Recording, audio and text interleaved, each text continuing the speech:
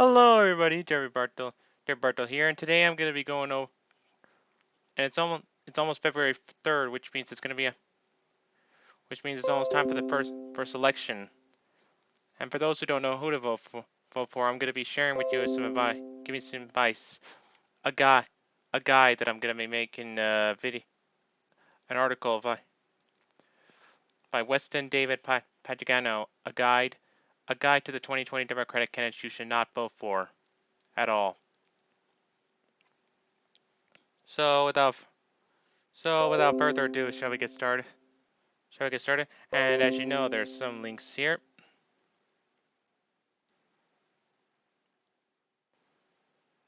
So let's get started, shall we? Upgrade. It's a politician's record. A guide to the 2020 Democratic candidates you should not vote for. Weston David Pagano. Following. June 24, 2019, 29 minutes read. A guide to the 2020 Democratic candidates you should not vote for. Weston David Pagano. Weston David Pagano. Weston David Pagano. Following. June 24, 2019, 29 minutes read. This piece was continuously updated throughout 2019. The Biden list has been updated, expanded, and better organized in a new piece that will be updated throughout the remainder of the primary, 125 plus reasons you should not vote for Joe Biden. Let's take a look at that website real quick.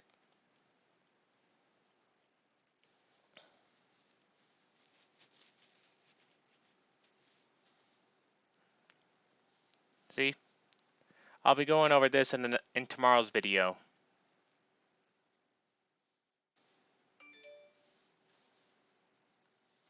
Now let's continue. The purpose of the Democratic primary process is to vet each candidate and choose the best one.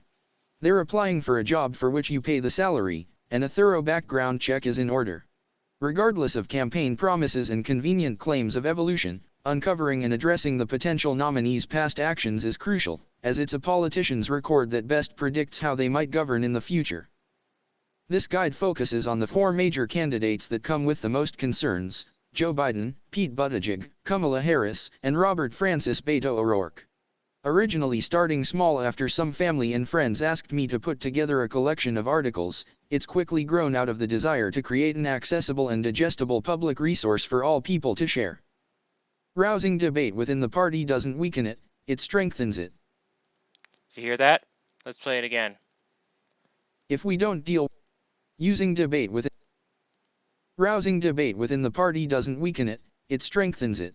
One more time. Rousing debate within the party doesn't weaken it, it strengthens it. That's the top highlight. So let's continue. If we don't deal with the negatives of a potential nominee now, Trump will.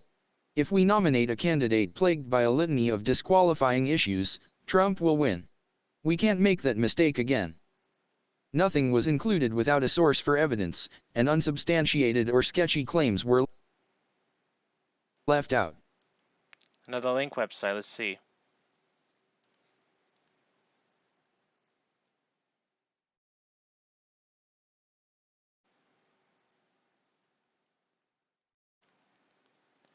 That's it.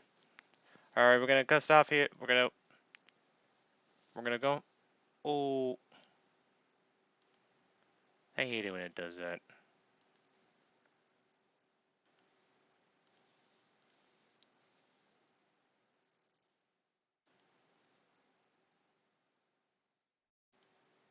Markets.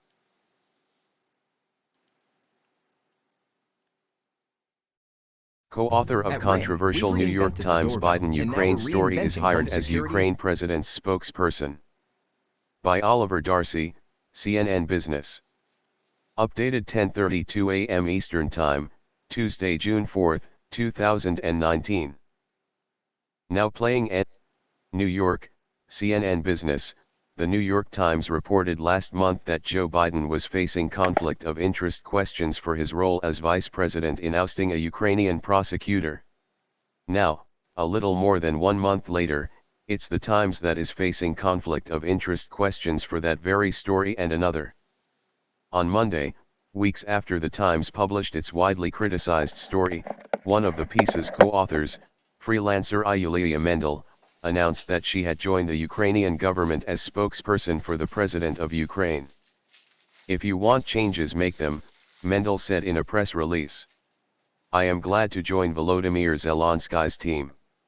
We will do everything possible to be as open to the media and society as we can." The announcement prompted a fresh wave of backlash against the Times for its May 1st story, with critics questioning whether Mendel had a conflict of interest when she reported for the newspaper. Mendel, who did not respond to a request for comment, also wrote another story published May 20 about Ukrainian politics for the Times. Content. In a statement provided to CNN, Ari Isakman Bevakwa, a spokesperson for the Times, said the newspaper learned last week that Mendel had applied on May 3 for the position as spokesperson for Ukraine's president. Ms. Mendel wrote one story for the Times in May while she was a candidate for the government position, about the dissolution of parliament, Bevakwa said. Had she informed editors of her job application, they would not have given her that assignment and we would have stopped working with her immediately given this serious conflict of interest. Bevakwa added, however, that editors are confident that despite the conflict that should have been disclosed, Mendel's reporting, including the controversial May 1 story, was fair and accurate. Mendel authored another story published on May 19 for the Times about Ukraine fighting sexual abuse in the military, but Bevakwa told CNN that while Ms. Mendel wrote one story for the Times in May while she was a candidate for the government position, about the dissolution of parliament, Bevakwa said. Had she informed editors of her job application, they would not have given her that assignment and we would have stopped working with her immediately given this serious conflict of interest. If I go over all the links, then we'll be here for hours.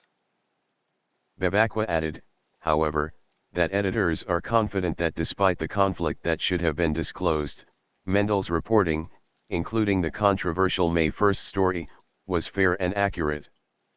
Mendel authored another story published on May 19 for the Times about Ukraine fighting sexual abuse in the military, but Bevakwa told CNN that while it was published in May, the article had been filed earlier. In a statement emailed to CNN Tuesday morning, Mendel said she did not inform the Times about her offer until last week because she thought she would not get it. Mendel further characterized questions about her having a conflict of interest while writing the Biden story as a conspiracy that is quite illogical. First, I work for the new administration that changed 2 weeks ago. The inauguration of a new president took place on May 20. This new administration never had any connection to what was revealed in the story, Mendel wrote. I could not benefit from the story about Mr. Biden, in fact, vice versa. I was asked some sharp questions about it to make it clear that I was not connected to some of those cited in the story. So, as you see, the story was more an obstacle for getting this job as raised concerns from my possible future employers. Second, my former colleague from the Times started the investigation last fall when the current president had not even announced about running for presidency, Mendel added. This year, we have worked on it closely for around 2 months when no one knew in Ukraine that the new president could announce any transparent competition for the vacancies. The vacancy was announced on April 30 when the story was ready. I applied for it on May 3 having confidence I would not even be considered. The May 1 story, which Mendel co-authored with Times reporter Ken Vogel, said that Biden faced conflict of interest questions in his role ousting Ukraine's top prosecutor as part of an anti-corruption campaign. The Times story suggested that Biden improperly pushed for the ouster because it benefited his son who was sat on the board of a company being investigated by the prosecutor. The Times said that President Donald Trump's allies, including his lawyer Rudy Giuliani, were pushing the suggestion Biden acted improperly. But it wasn't until the 19th paragraph that the Times noted that there was no evidence to support the claim that Biden intentionally tried to aid his son by working to oust the prosecutor. Bloomberg also reported on May 16 that the Ukrainian prosecutor general said he had no evidence of misconduct against Biden. Kate Bedingfield, a spokesperson for the Biden campaign, told The Times at the time that Biden pushed for the ouster without any regard for how it would or would not impact any business interests of his son, a private citizen. Bedingfield also pointed out to The Times that the prosecutor's ouster had been backed by the United States and other institutions, such as the World Bank. A Biden campaign spokesperson declined to comment on Monday to CNN about the revelation that Mondale had become the Ukraine president's spokesperson, but Simone Sanders, a senior advisor to Biden's campaign and a former CNN contributor, skewered The Times in a tweet. The fact that the NYTs acted as a willing agent for the Trump White House's lies and defended the paper's publishing of them, makes this even more eyebrow-raising. Have folks learned anything from the last presidential election? Sanders asked. Paid content. Have you seen the price of a new Ford F-150? Yahoo search.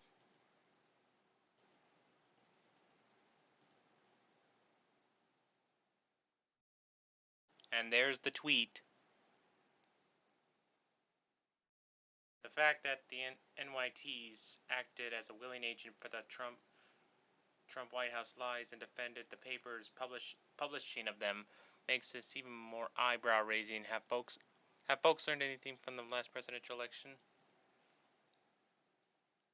Oh, I didn't notice it was already written right there.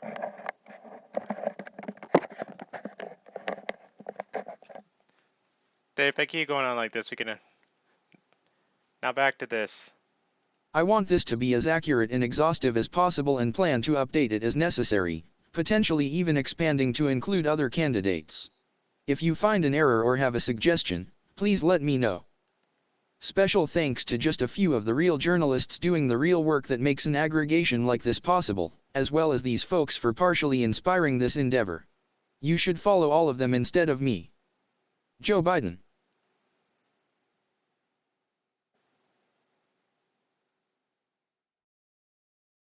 Just look at all.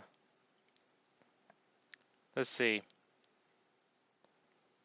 All these lead to.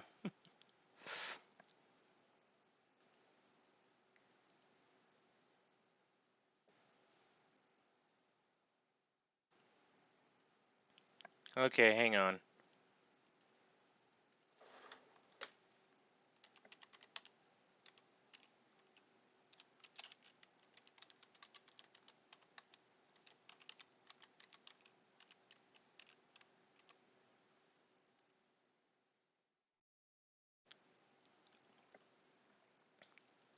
Sorry about that. Look at all these. Look at all these guys here. Real journalists.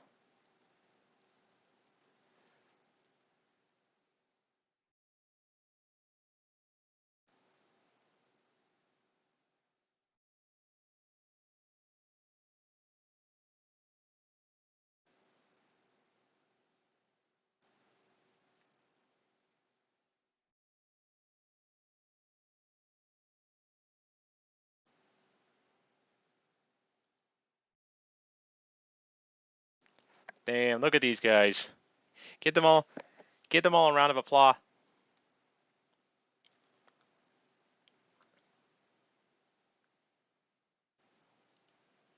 Give them all a round of applause. Did you see if you ever meet them?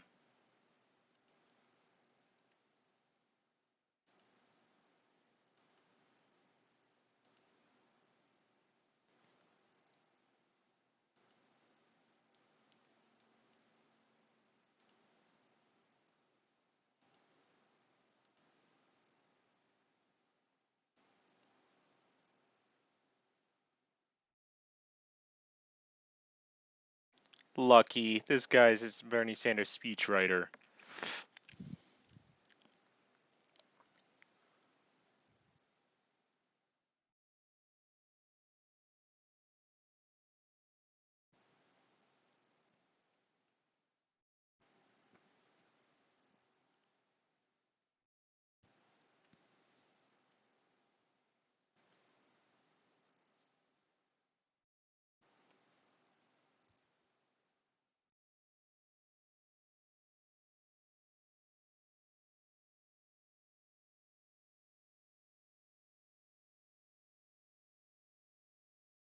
Huh. This might actually prove to be a good third video to do on the morning of February 3rd.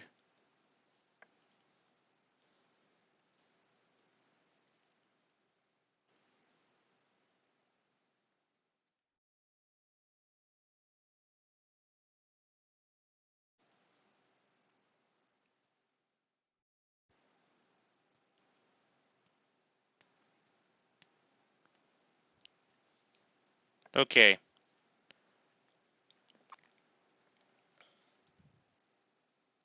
Back to this.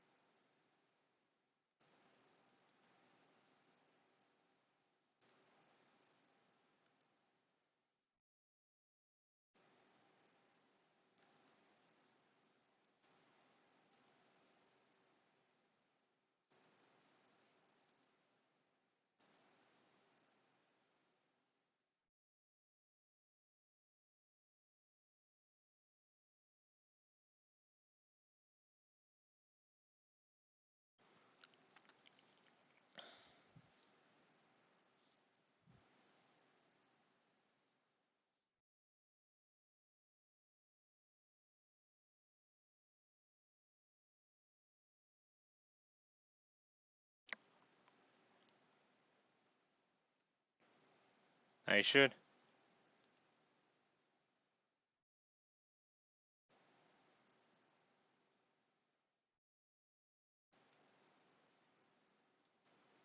Okay, let's get back to this. Joe Biden has been personally involved in nearly every bad policy decision of the last 50 years. Currently coasting on name recognition and association with Obama, he can only go down from here as people realize he is more comparable to Trump than he is to anyone else. With all the negatives of Hillary's failed campaign but none of the positives, he would almost surely see us lose the general election again. If you love your grandchildren at all, please do not vote for Biden. Top 5 highlights. Led the fight against desegregating schools even years after it had been proven a success and defended by Republicans expanded 7/6.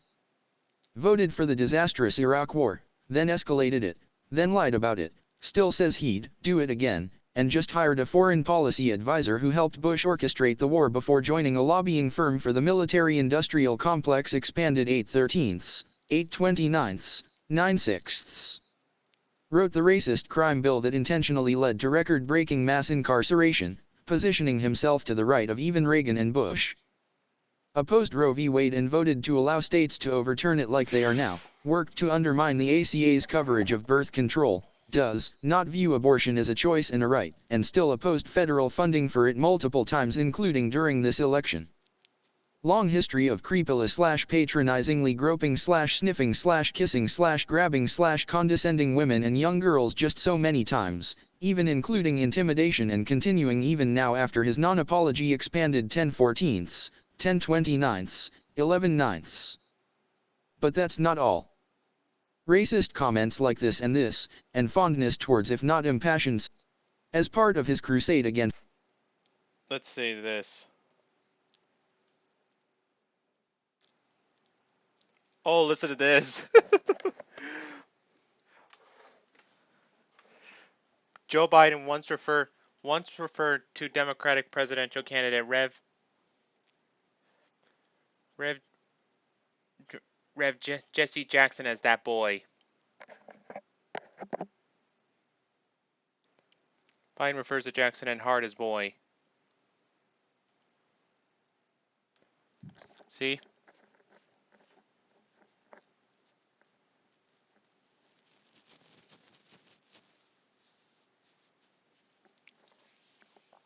That boy ain't no dummy, just like Gary Hart. That boy, no dummy either.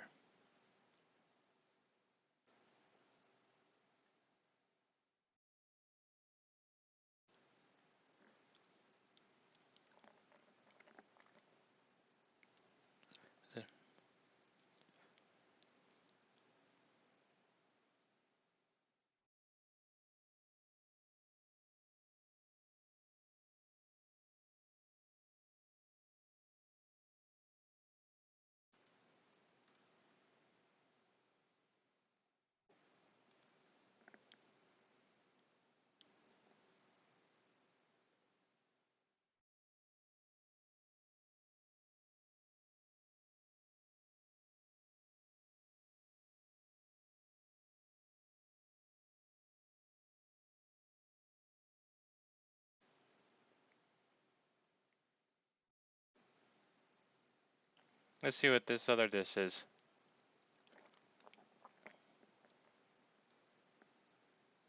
Poor kids are just as bright. Somehow, if you're poor, you cannot do it. Poor kids are just as bright and just as talented as white kids. Somehow, if you're poor.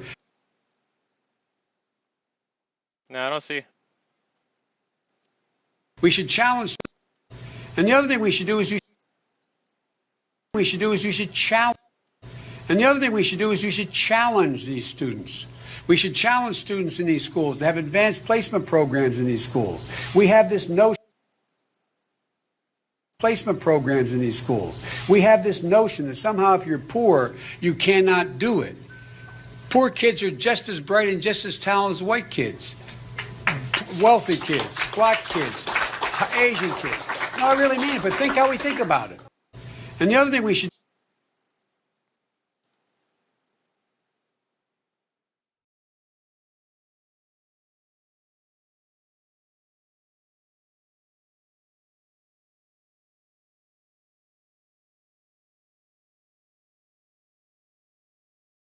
I'm confused.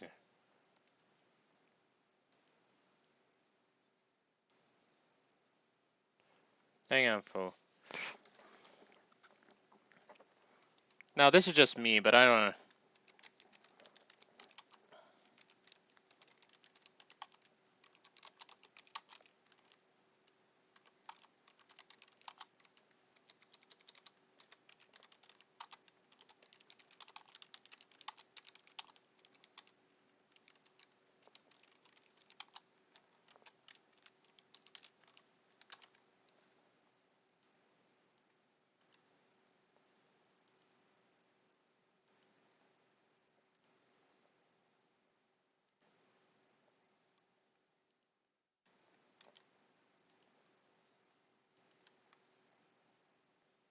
Desegregating racist comments like this, and fondness towards if not impassioned support for so many of the worst racists and segregationists like this whom he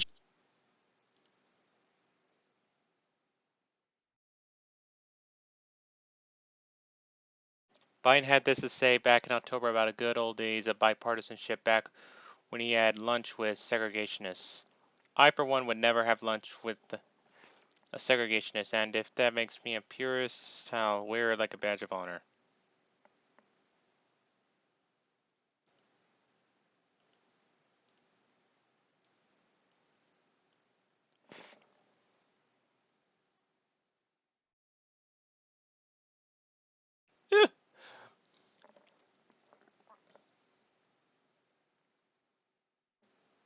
Biden wants compromise. Progressives don't want to hear it.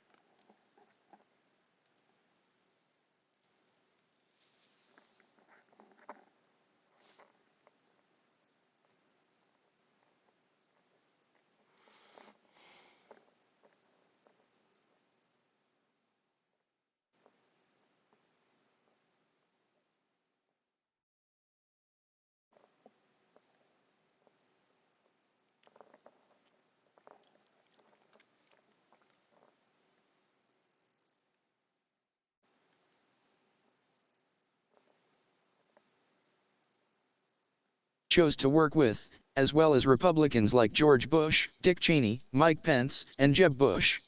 Generally has no understanding of racism in America. Expanded 7/27, 8/8, 9/13. Let's see.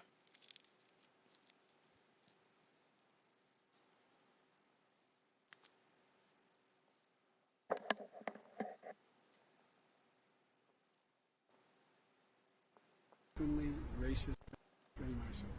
Look, there has never been a president in American history who's been as so openly racist and divisive as this man.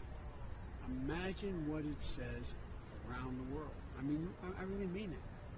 The United States has always led by the example of our power, and for this president, after what happened in Charlottesville and continuing through, what does he want to go home to Brooklyn? You know, I mean, go home to Michigan? Go home to your countries. It's sickening. It's embarrassing. I'm restraining myself. And Mr. Vice President, you're talking now. Very nice.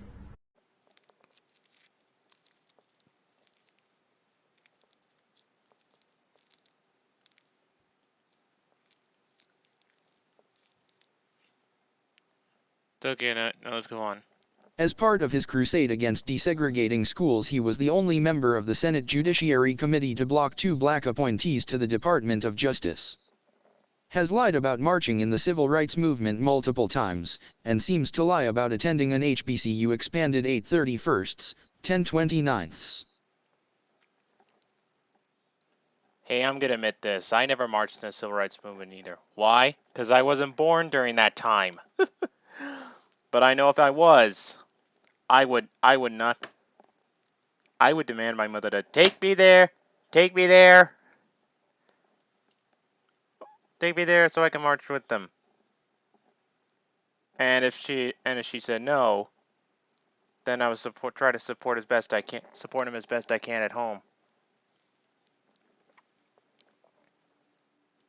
Horrible treatment of Anita Hill during Clarence Thomas hearing. Supports cutting social. I wonder.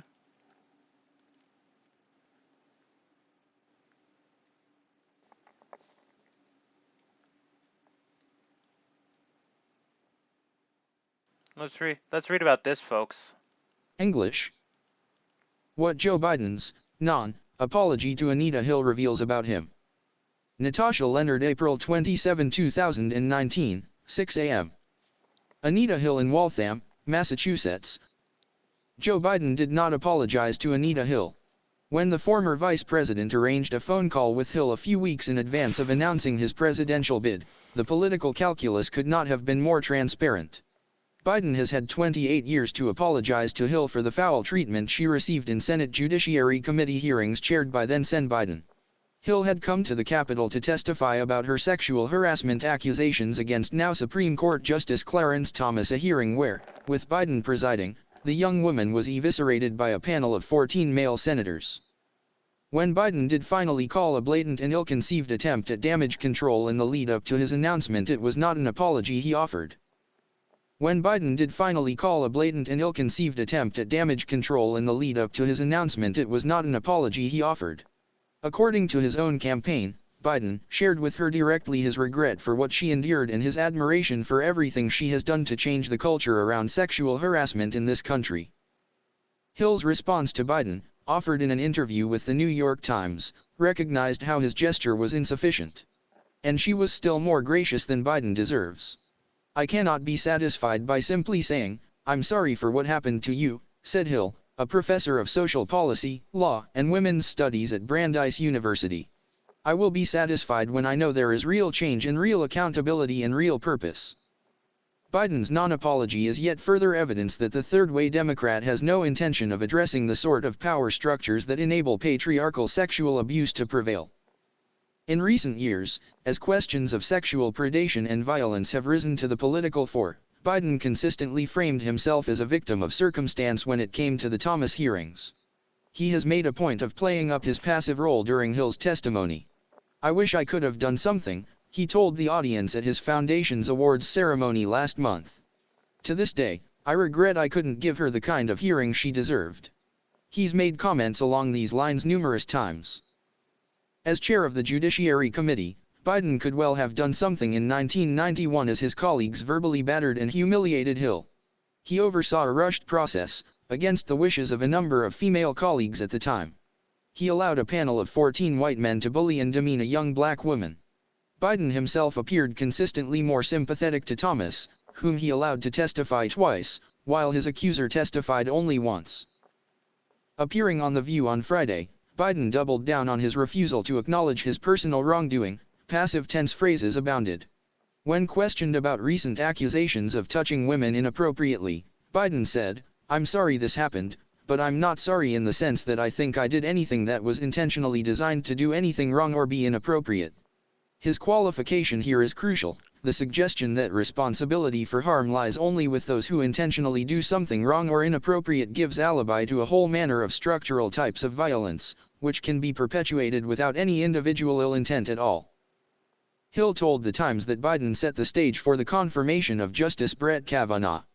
He needs to give an apology to the other women and to the American public because we know now how deeply disappointed Americans around the country were about what they saw, Hill said. And not just women. There are women and men now who have just really lost confidence in our government to respond to the problem of gender violence. Former Vice President Joe Biden greets people at a rally organized by UFCW union members to support Stop and Shop employees on strike in Dorchester, Massachusetts, on April 8.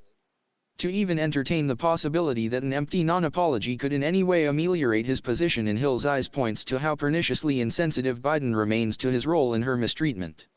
The same callous disregard was apparent when the would-be Democratic nominee joked about accusations that he inappropriately touched women and made them uncomfortable. "I just want you to know, I had permission," Biden told an audience at a union event after he hugged the union president and shook children's hands on stage. Biden's flawed logic that, absent intentionality, there is no blame seemed to inform his claim on the view that there was not one whisper of a scandal during President Barack Obama's tenure in the White House. Avid political observers who remember a time before November 2016 might, by contrast, recall the escalation of drone warfare and civilian fatalities, the failure to close Guantanamo Bay Prison, and the Snowden revelations of mass government surveillance. But, according to a rationale in which purported good intent absolves guilt, Biden's conscience is clean.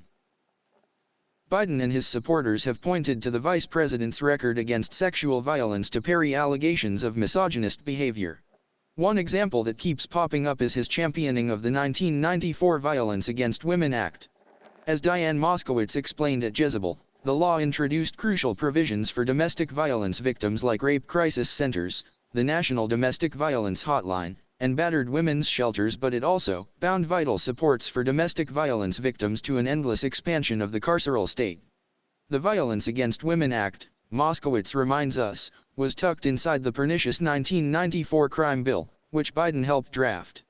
Indeed, support for the provisions on violence against women went a long way toward gaining liberal backing for Biden's wider Law and Order bill. I'm not suggesting that Biden's introduction of the Violence Against Women Act was merely a deceptive gambit to push for a harsher, larger carceral state. My point, echoing Moskowitz and a number of other critics, is that even his proudest legacy when it comes to addressing sexual violence must be considered in the context of his efforts to bolster the violent, racist criminal justice system. Just as Biden has shown no shame, only pantomime regret, for what happened to Anita Hill, he said last week that he is not ashamed of the crime bill, all while paying lip service to the big problem of institutional racism. Notably, the victims of Biden's criminal justice legislation could not and cannot help themselves out of the carceral system with claims to good intentionality. Biden is more than able to identify America's structural problems, but his failure to recognize his own part in upholding them proves he is unable and unwilling to fight them. His treatment of Hill is not an outlier, it is representative. Biden said of Hill on Friday, "I don't think I treated her badly. We should take him seriously when he makes such comments and demand a presidential candidate with a better understanding of what constitutes bad." Wait. Before you go on about your day, ask yourself, how likely is it that the story you just read would have been produced by a different news outlet if The Intercept hadn't done it? Consider what the world of media would look like without The Intercept. Who would hold party elites accountable to the values they proclaim to have? How many covered wars, miscarriages of justice, and dystopian technologies would remain hidden if our reporters weren't on the beat? The kind of reporting we do is essential to democracy, but it is not easy, cheap, or profitable.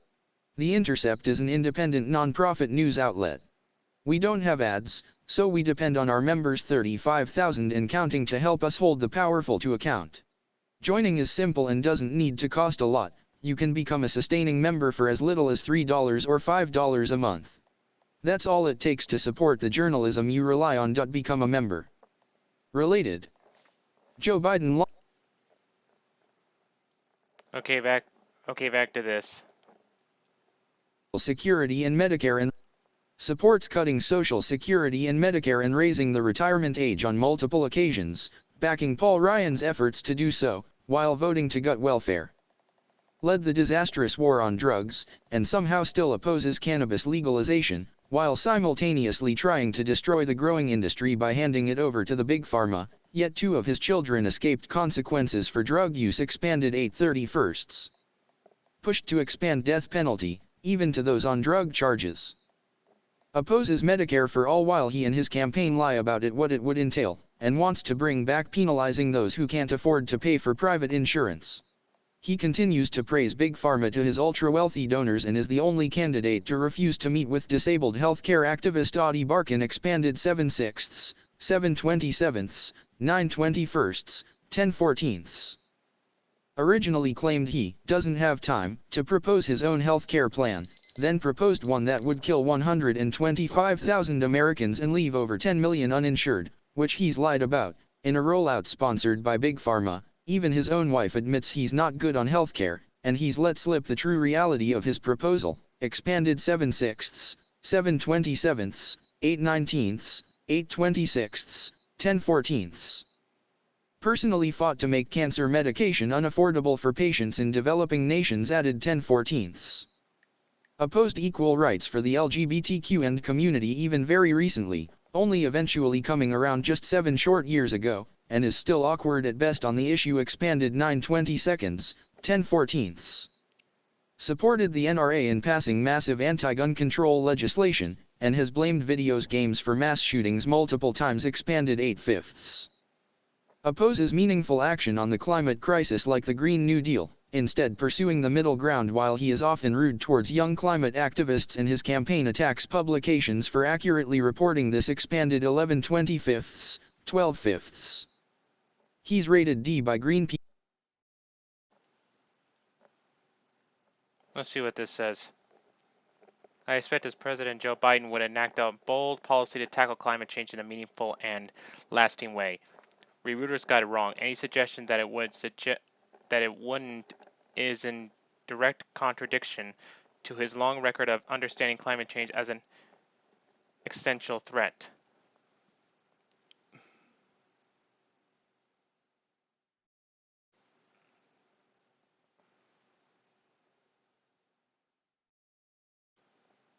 Sometimes I wonder if people follow them just because they're a supporter, or they just want to know what they're up to. They counter that. That's sometimes I wonder that. In part because he supports fracking. He's rated D by Greenpeace in part because he supports fracking, oil and gas exportation, and the building of new fossil fuel infrastructure, and his campaign shot down the proposed climate debate and skipped MSNBC's Climate Forum. Added 8/23, expanded 9/6, 9/16. Let's see.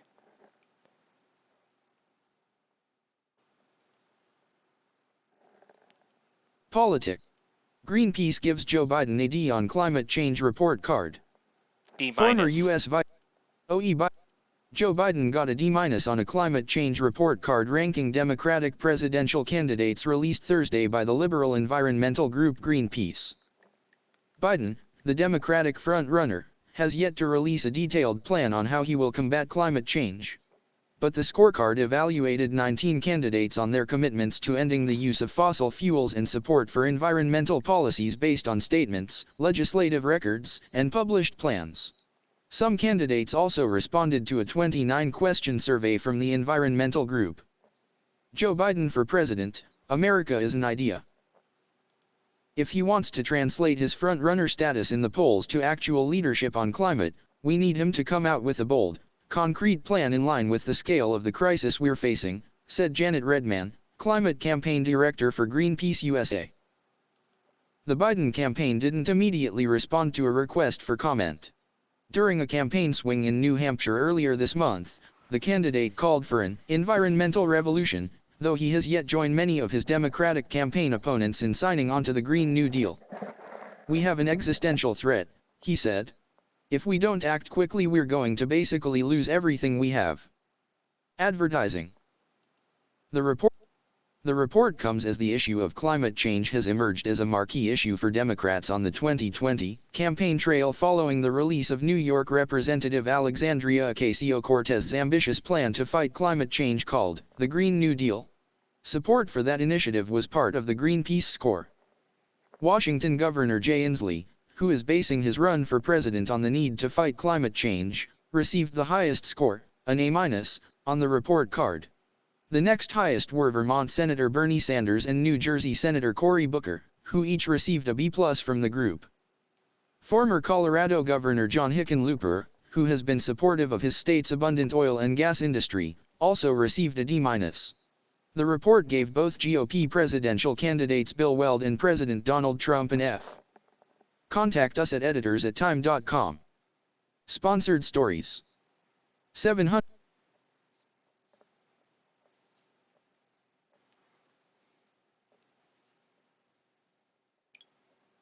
Just a minute, I need to check something.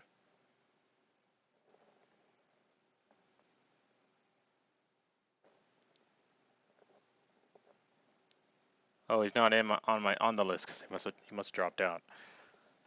All right. Back to this.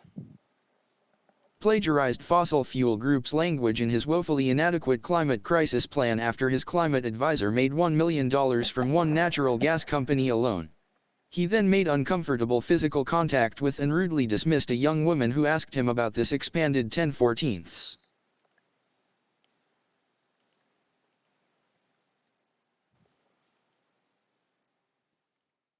We're fighting for a Green New Deal. I'm part of the Sunrise Movement. We're fighting for a Green New Deal, and that's what we need from a candidate. Well, you got a better deal from me than anybody. I just want you to go back and look. How we can trust you when you've continually broken your pledge not to take fossil fuel money that is not and true. held fundraisers with the CEO. I have not. How about your climate change advisor, Heather Zykal? She's actually made $1 million from the fossil fuel industry. We need someone we need a Green New Deal, not more corruption. Thank you for admiring me so much. What about your plan doesn't ban fracking?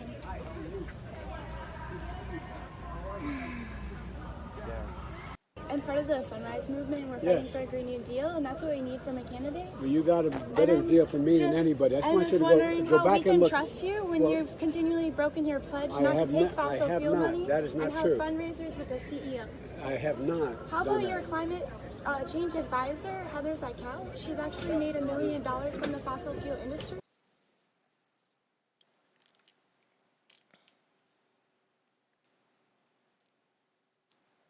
Let's get back.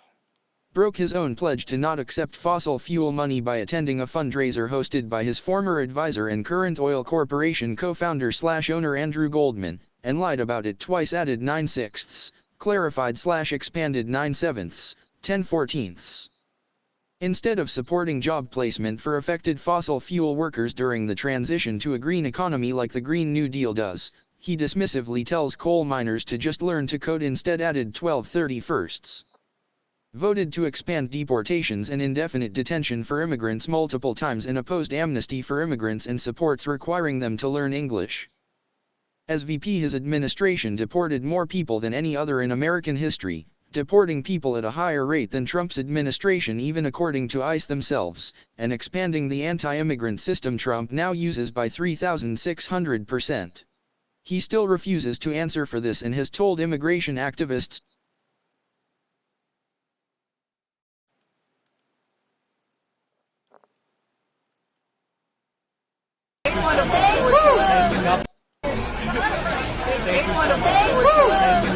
Mr. Vice President. Mr. Vice President, 3 million people were deported in your administration. What was going on? Why are you trying to deport people to curry favor with John Boehner and Mitch McConnell? He ducks the question. Mr. Vice President. To vote for Trump and called the police on has told immigration activists to vote for Trump and called the police on others for passing out flyers, expanded 7/9, 10/14, 11/20. As VP, his administration built the inhumane concentration camps in which children separated from their families are still illegally caged, beginning the practice which Trump has now continued and resulting in the ongoing lawsuit claiming that ICE is violating the Flores Agreement by not providing basics like toothpaste and soap, added 7/9. So it was during Obama's administration, but he wasn't to blame. I don't know. So he wasn't. It was Joe Biden was to blame for this. Let's take a look.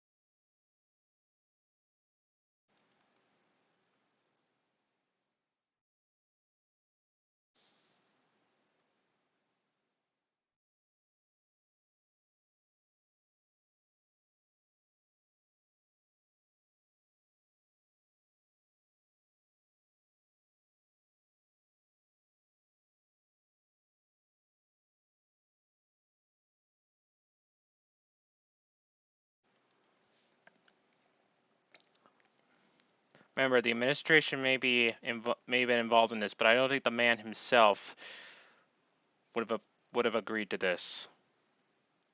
At least I don't think. The only way to know for sure is to ask the man himself, Barack Obama. I know if someone from my administration was doing this, I'd be very appalled. And would ask for their resignation.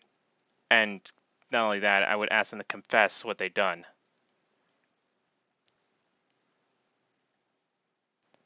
So I'll let you view this. I'm not gonna how to read it.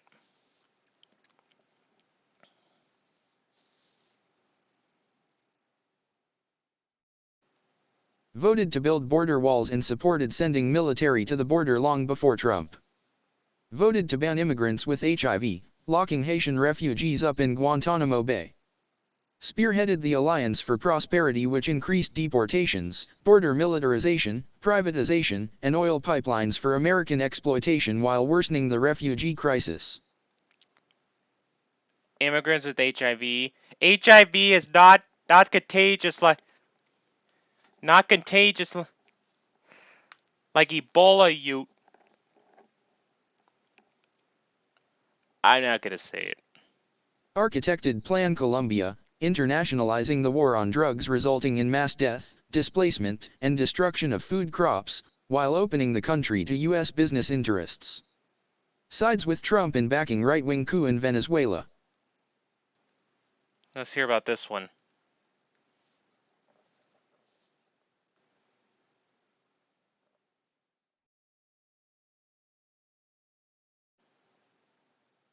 Home. Biden sides with Trump, Bolton, and Pompeo in backing coup effort in Venezuela.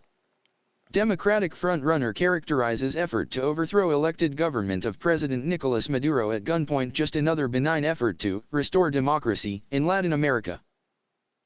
Despite progressive critics and anti-war voices speaking forcefully against the Trump administration's overt backing of the attempted coup d'état by right-wing opposition forces in Venezuela on Tuesday, 2020 Democratic frontrunner Joe Biden aligned himself with the White House by throwing his support behind the overthrow effort. The violence in Venezuela today against peaceful protesters is criminal, Biden tweeted on Tuesday. Maduro's regime is responsible for incredible suffering. The U.S. must stand with the National Assembly and Guaido in their efforts to restore democracy through legitimate, internationally monitored elections. But what Biden embraced as an effort to restore democracy, many foreign policy experts, ones not willing to give the benefit of the doubt to people like National Security Advisor John Bolton, Secretary of State Mike Pompeo, and President Donald Trump, called something else entirely, a violent effort by Venezuela's right-wing elites, led by Juan Guaido, to overthrow the elected government of President Nicolas Maduro. In subsequent comments during a campaign stop, Biden called for calm in Venezuela but also repeated the White House position that Maduro is not, despite his win in last year's contested elections, which the opposition largely boycotted, the legitimate leader of Venezuela. Biden wasn't alone. The Hill. At The Hill. Joe Biden on Venezuela. What I think is ultimately required is for the international community to demand that there be free elections. O people of conscience, Mike Pence, John Bolton. To people of conscience, Mike Pence, John Bolton, Mike Pompeo, Marco Rubio, Elliott Abrams, and Donald Trump are actively engineering a coup to overthrow a democratically elected Latin American government. Speak out against U.S. imperialism today. Hashtag hands off Venezuela. Twitter.com/VP/status/1123. Vice President Mike Pence. At VP. To at Jake Guaido, the National Assembly, and all the freedom-loving people of Venezuela who are taking to the streets today in hashtag Operation Libertad Estamos con ustedes. We are with you. America will stand with you until freedom and democracy are restored. Vayan con Dios. Hashtag Free Venezuela. 500. In subsequent comments during a campaign stop, Biden called for calm in Venezuela but also repeated the White House position that Maduro is not, despite his win in last year's contested elections, which the opposition largely boycotted, the legitimate leader of Venezuela. Joe Biden on Venezuela. What I think is ultimately required is for the international community to demand that there be free elections. Biden wasn't alone among top Democrats. House Speaker Nancy Pelosi and others also expressed support for the military uprising launched by Guaido. For critics, however, one of the salient dynamics about Biden's announced support for the U.S.-backed coup in Venezuela in 2019 is what it suggests the former vice president has learned, or rather has not learned, about U.S. intervention, aka meddling, in the affairs of foreign nations since his support for the U.S. invasion of Iraq in 2003. Democratic presidential favorite at Joe Biden, who enthusiastically cheered Iraq war, now backing at real Donald Trump's coup in Venezuela. Twitter.com/Greenwald/STA. Glenn Greenwald. At Greenwald. Wouldn't it be ironic if Democrats, after spending 3 years indignantly protesting meddling by foreign countries in our internal affairs, end up marching behind the person who said this in 2002 about why he supports Bush and Cheney removing Iraq's government? 106. 8:11 a.m., April 30, 2019. 84 people are talking about this.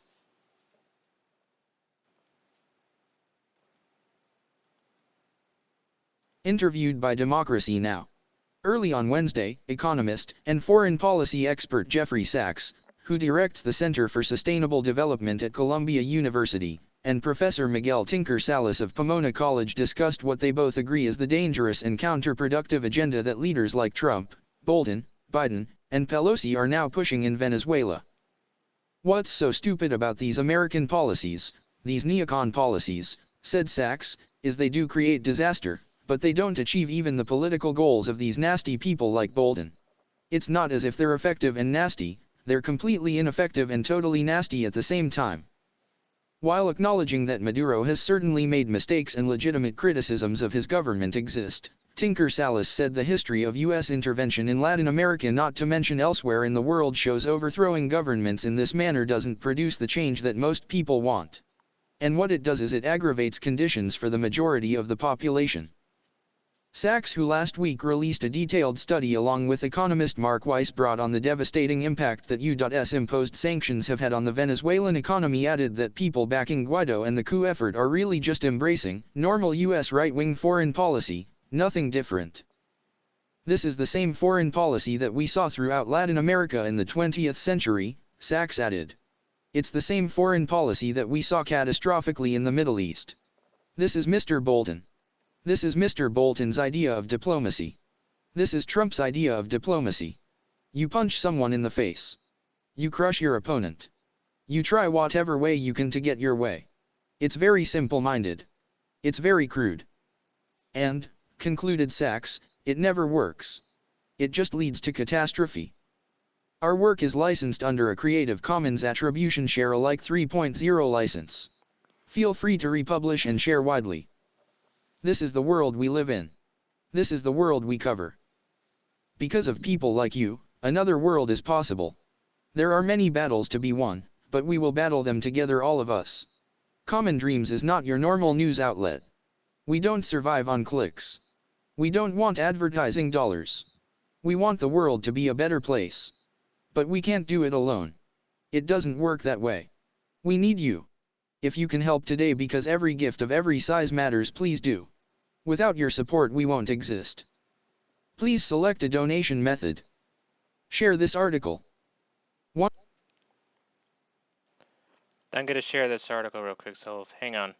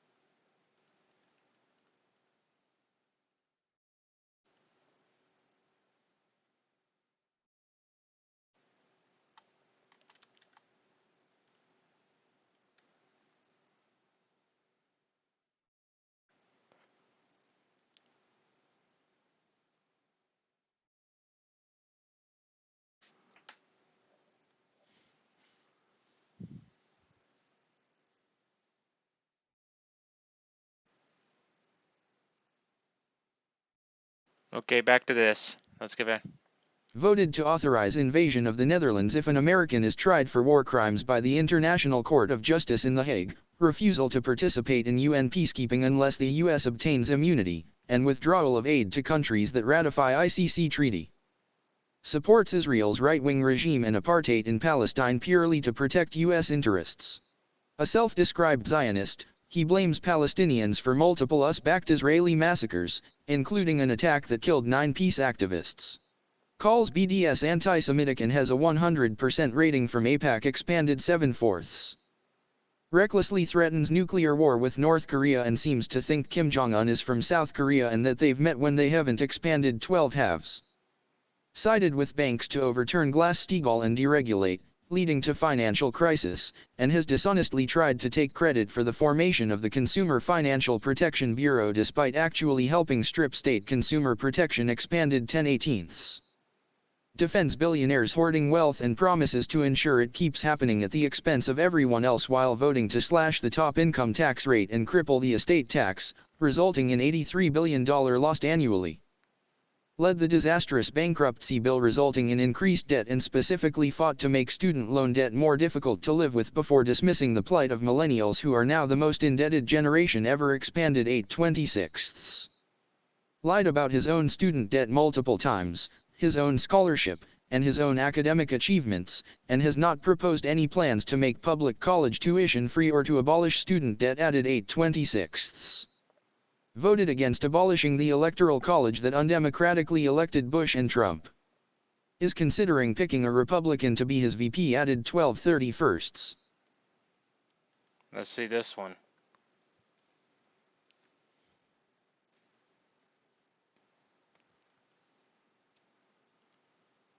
$45. Joe Biden says he would consider a Republican At for his Ring, running we've mate. reinvented the doorbell, and By now we're Arlette Signs reinventing and home security with Mute. Full screen. All eyes on key GOP senators vote to block witnesses. Joe Biden says he would consider a Republican for his running mate. By Arlette Signs and Sarah Mucha, CNN. Updated 4:34 p.m. Eastern Time, Monday, December 30th, 2019. Play. Mute. Full screen. Now play. Zeter. Exeter, New Hampshire, CNN. Joe Biden told voters in New Hampshire on Monday that he would consider choosing a Republican as a running mate, but added, "I can't think of one right now." Biden discussed the possibility after a woman told the former vice president that if he is the nominee, he will have to pull out all the stops. Our 21-year-old son said the other night, "I wonder if Joe Biden would consider choosing a Republican as a running mate," the woman added. "The answer is I would, but I can't think of one now," Biden replied. "Let me explain that. You know, there's some really decent Republicans that are out there still, but here's the problem right now, they've got to step up." Over the past few months, Biden has offered several clues about who he might consider as his vice presidential pick if he earns the Democratic nomination. He previously said he would prefer to pick someone of color and/or a different gender as his potential running mate. Biden has also acknowledged he'd think about adding Senator Kamala Harris of California and Senator Elizabeth Warren of Massachusetts to his possible ticket. "Whoever I would pick for vice president, and there's a lot of qualified women, there's a lot of qualified African Americans. There really truly are. There's a plethora of really qualified people. Whomever I would pick, were I fortunate enough to be your nominee, I'd pick somebody who was simpatico with me, who knew what my priorities were and knew what I wanted to," Biden said in Exeter on Monday. "We could disagree on tactic, but strategically we'd have to be in the exact same page. No modern presidential campaign has featured a bipartisan ticket." The late Senator John McCain, the Republican presidential nominee in 2008, considered former Senator Joe Lieberman, a Democrat turned independent, as a possible running mate, before settling on Alaska Governor Sarah Palin as his vice presidential pick. Now don't get me wrong, folks. I like John McCain, and I think he was a good Republican. the right. I could be wrong though. I'm not sure. But anyway, sometimes I wonder how different would the world be if it was if John McCain was the president of the United States and not Obama. I mean, John McCain was, how do you say, was old. Was old. John, and he and while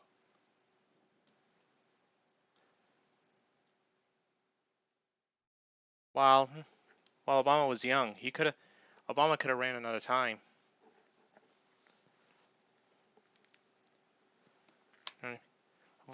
But his mistake was picking Sarah Palin as his vice president. But I wonder, maybe he should have gone with Joe. Maybe he should have gone with Joe Lieberman if he wanted to win.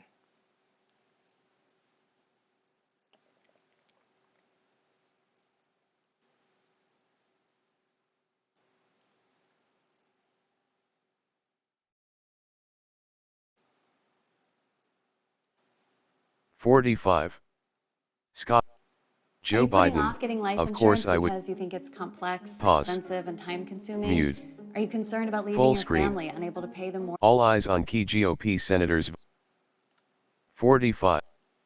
OE. Joe Biden. Of course I would consider Kamala Harris as VP pick. By Sarah Mucha, CNN. Updated 8:44 a.m. Eastern Time, Thursday, December 5, 2019. CNN.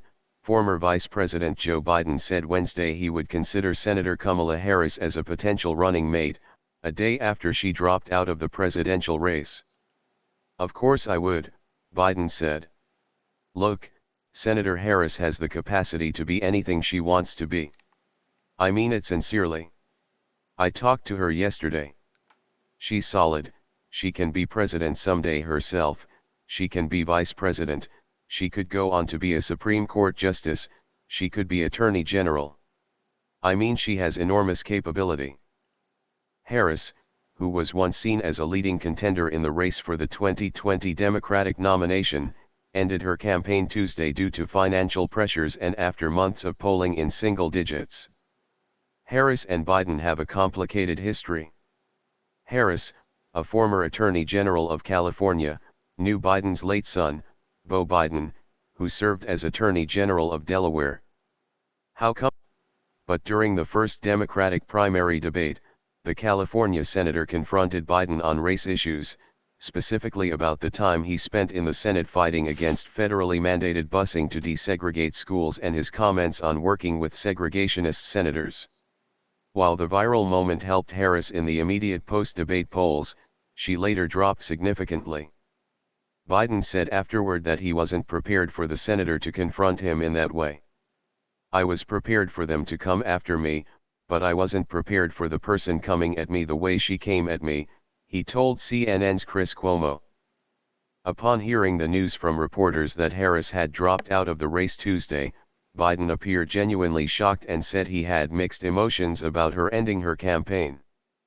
My reaction is she's a first-rate intellect, a first-rate candidate and a real competitor, he said.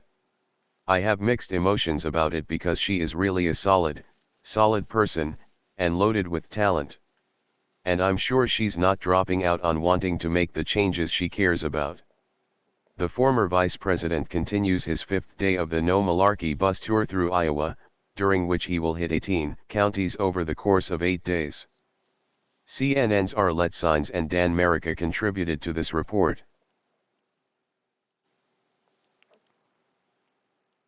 Took $200,000 to help a Republican beat a Democrat to Congress despite being anti-abortion.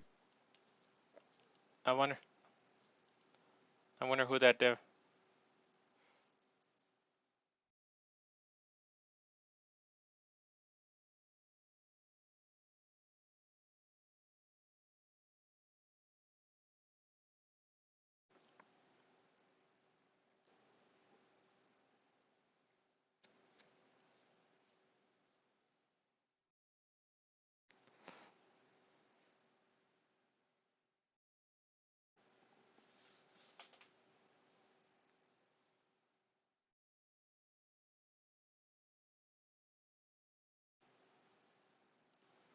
Let's read about this.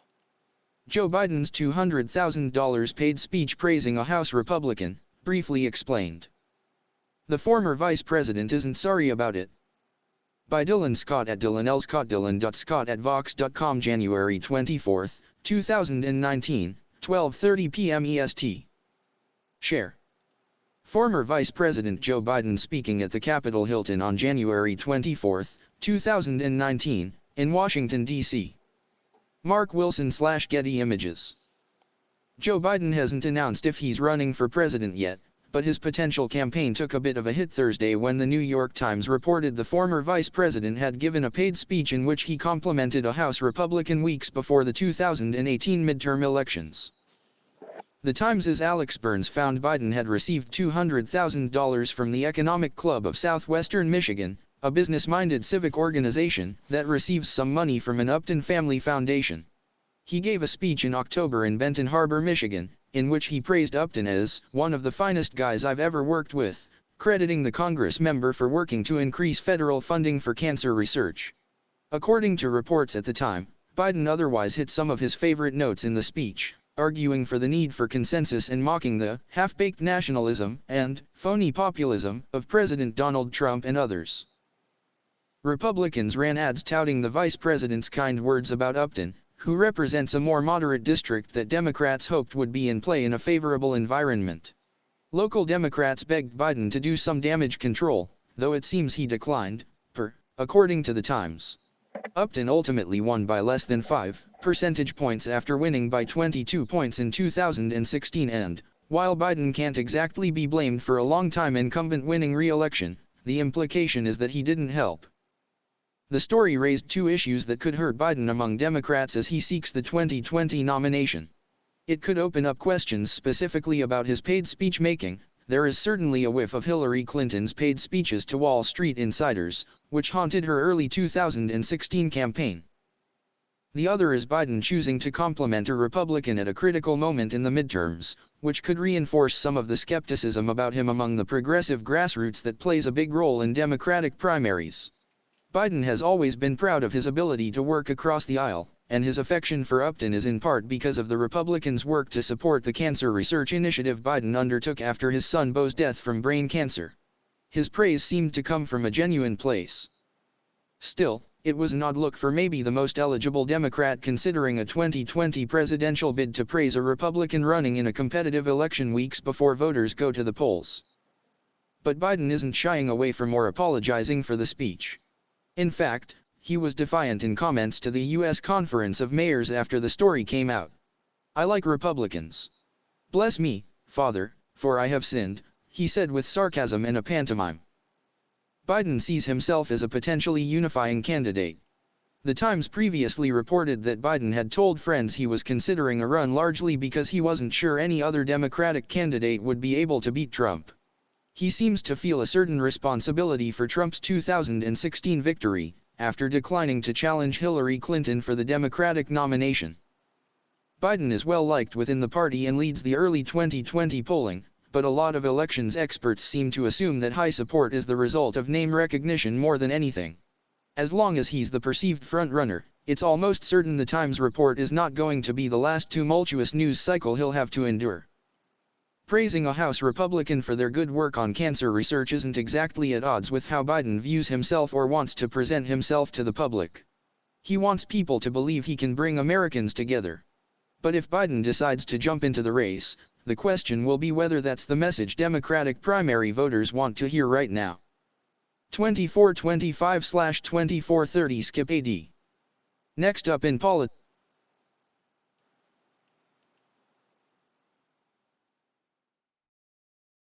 Voted against enhancing labor protection enforcements. Voted for NAFTA, supports TPP, is generally to the right of Trump on trade, and argued against the prediction that China would become an economic competitor expanded 9/13. Works with union busters, voted to cut union pensions, continues to snub unions, and is generally bad for workers expanded 10/14. Consistently sides with special interests and corporations against antitrust regulation and voted for the first antitrust exemption since 1922. Opposes net neutrality. Driving force behind the Patriot Act, supports warrantless wiretaps/mass surveillance while his son partially owns the Chinese government's Islamophobic mass surveillance system. Edited 9/13. Personally tried to prevent Ecuador from providing asylum for Edward Snowden. Says the CIA torture report is not a black stain on this country, but a badge of honor. Worsened the opioid epidemic and made it harder to treat. Wants to make up reasons to jail anyone associated with a rave and literally bulldoze it down while his rave legislation lets kids die from preventable drug overdoses. Was the only senator to vote against expanding a child care tax credit. Added 7/29. Has questionable electability based on receiving less than 0.22% in 3 previous Democratic primary elections. He has a history of insulting voters many times and is currently skipping major party events, hiding from the press, and holding only between a quarter and half as many public events as his rivals. Expanded 11/28, 12/5, 12/31. Has questionable electability based on his infamous propensity for awkward gaffes, including many in this election cycle alone, to the point where he is literally unable to campaign. Added 8/9, expanded 8/11, 8/13, 8/15, 8/23, 8/24, 9/2, 9/17, 10/14, 12/2. Let's see. Science over fiction. Division. We choose science over fiction. We choose truth over facts. And so, folks, if you're interested, join me. I could use the help because division. We choose science over fiction. We choose truth over facts.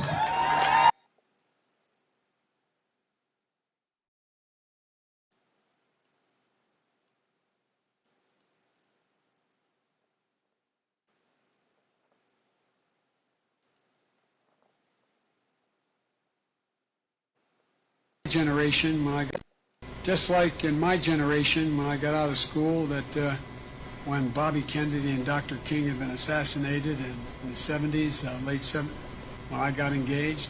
Just like in my generation, when I got out of school, that when Bobby Kennedy and Dr. King had been assassinated in the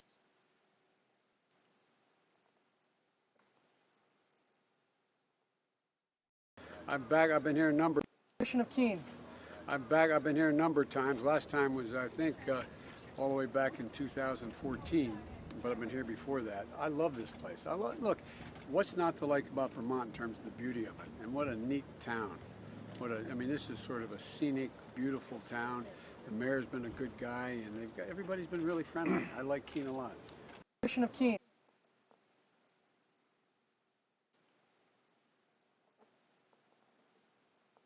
Assault weapons on the street and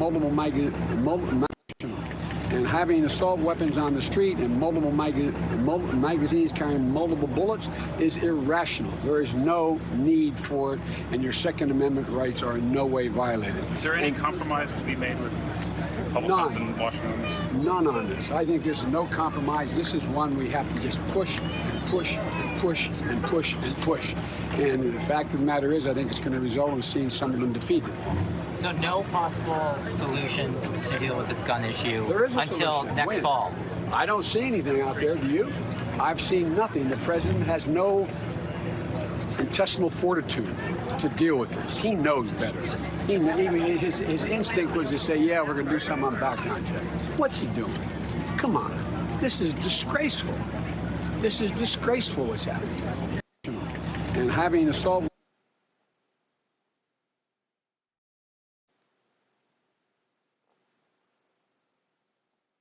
spoke about it. International leaders spoke about it.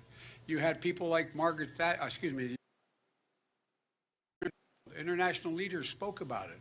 You had people like Margaret Thatcher, you had people like the former chairman and leader of the party in Germany. You had Angela Merkel stand up and say how terrible it was. International leaders spoke about it. You had people like Margaret Thatcher.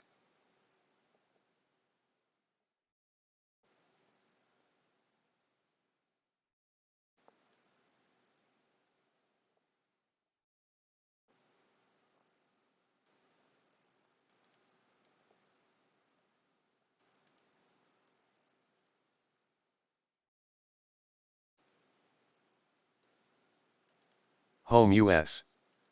Top 10 Joe Biden gaffes. Throughout his decades of public service, the former senator and current vice president has earned a reputation for often saying the wrong thing at the wrong time. Share. Full list. Foot-in-mouth disease. Full list. Foot-in-mouth disease. Off-color approval.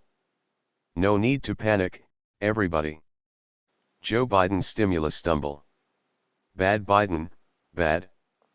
Biden's failed international crisis. An unlikely endorsement. A stand-up slip-up. A dubious compliment. Diversity in Delaware? Much ado about. A lot. Email. Print. Share. Follow at time.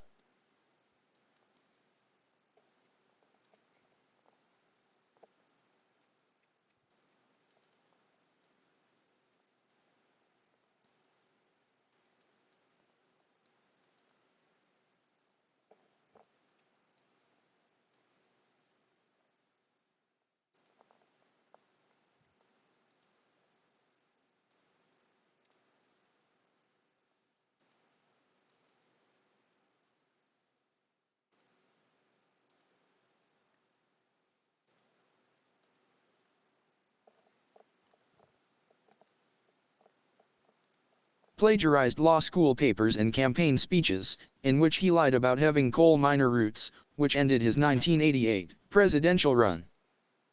And that could be noted in the, how do you say, Race to the White House video.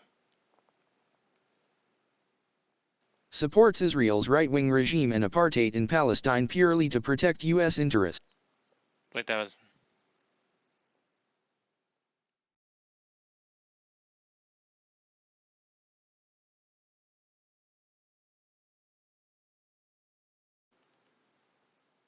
And campaign speeches, in which he lied about having coal. Hitch ended his 1988 presidential run.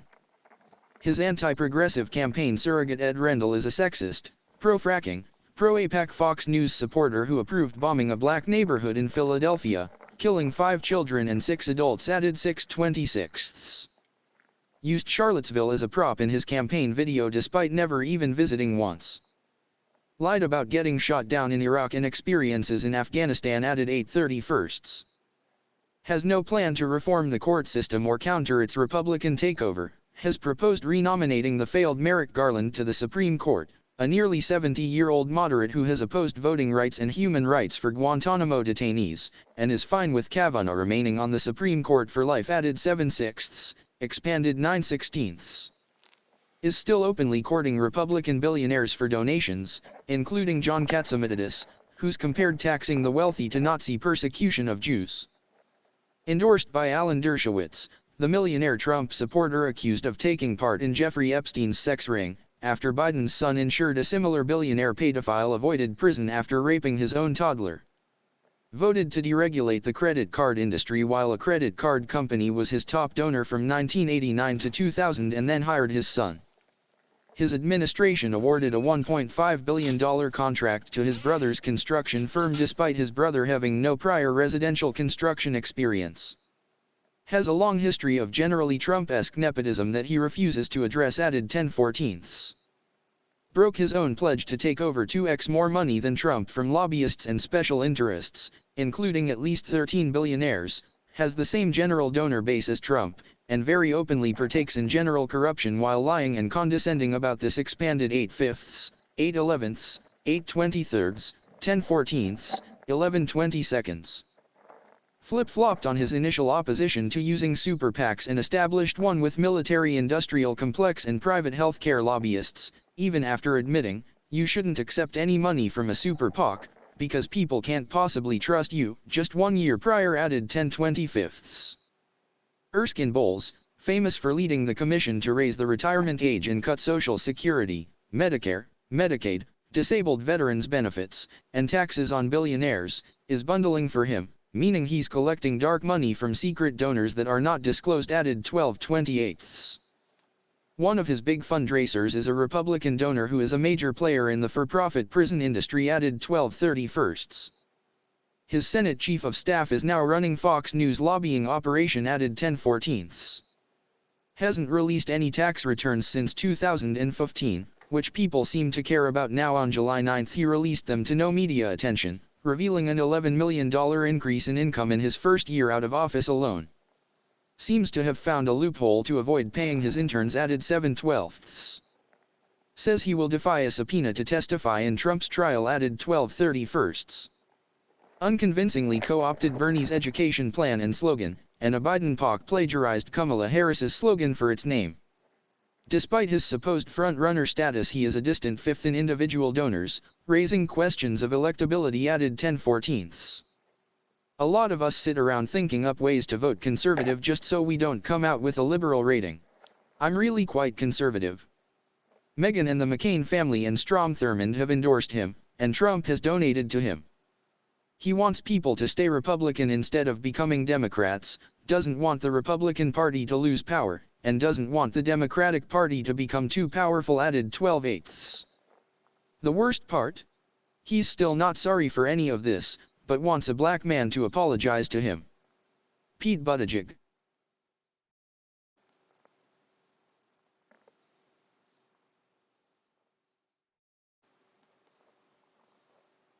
This is the Denny's Super Slam. 2 bacon, 2 sausage, 2 eggs, hash browns, and pancakes. And now make those pancakes all you can eat for $1. That's where the duper comes in. News. The all-new Super Duper Slam. Policy. Just $7.99. See you Opinion. at Denny's. Biden, I'm not sorry for understand. anything that I have ever. Biden, I'm not sorry for anything that I have ever done. By Brett Samuels, April 5, 12:41 p.m. EDT 5828. 24,752. Just IN. I'm sorry I didn't understand more. I'm not sorry for any of my intentions. I'm not sorry for anything that I have ever done. I've never been disrespectful intentionally to a man or a woman.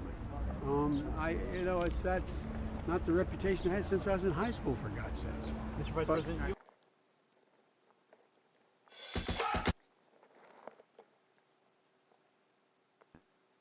Zuckerberg, Facebook's new approach is going to piss off a lot of people. Technology. 4 hours 14.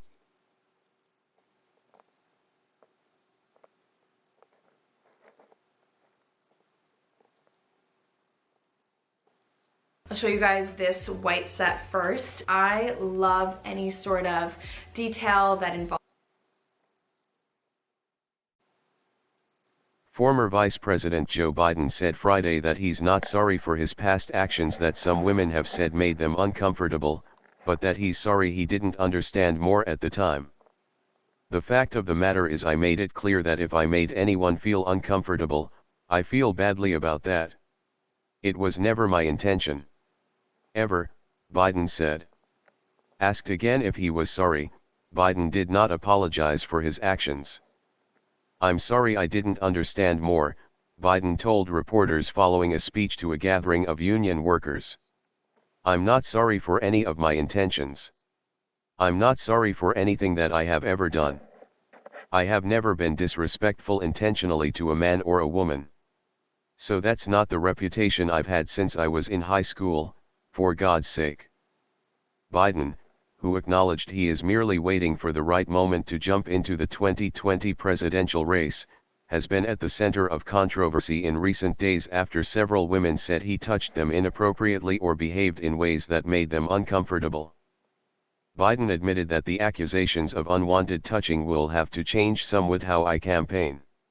He did not elaborate, other than to explain that he's careful when taking selfies with supporters. Friday marked Biden's most extensive comments addressing the issue and his first public appearance since the women came forward.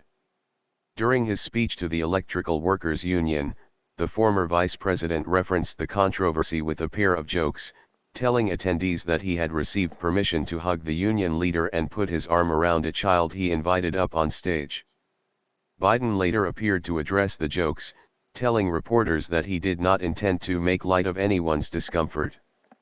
It was not my intent to make light of anyone's discomfort, Biden said after the speech.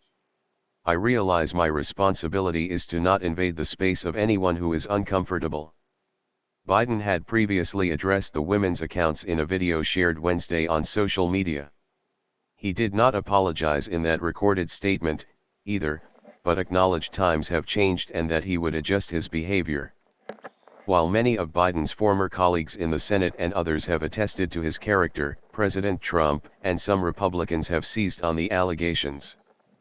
Trump, who has himself been accused of sexual misconduct by several women, has taunted Biden multiple times in recent days, including when he shared a doctored version of the former vice president's video remarks. The president said Friday morning that he does not view Biden as a threat to his re-election chances. "I don't see him as a threat," Trump told reporters. "I think he's only a threat to himself." Sponsored content. All right, so we'll go over more about Joe Biden tomorrow. Right now, let's move on to Pete Buttigieg.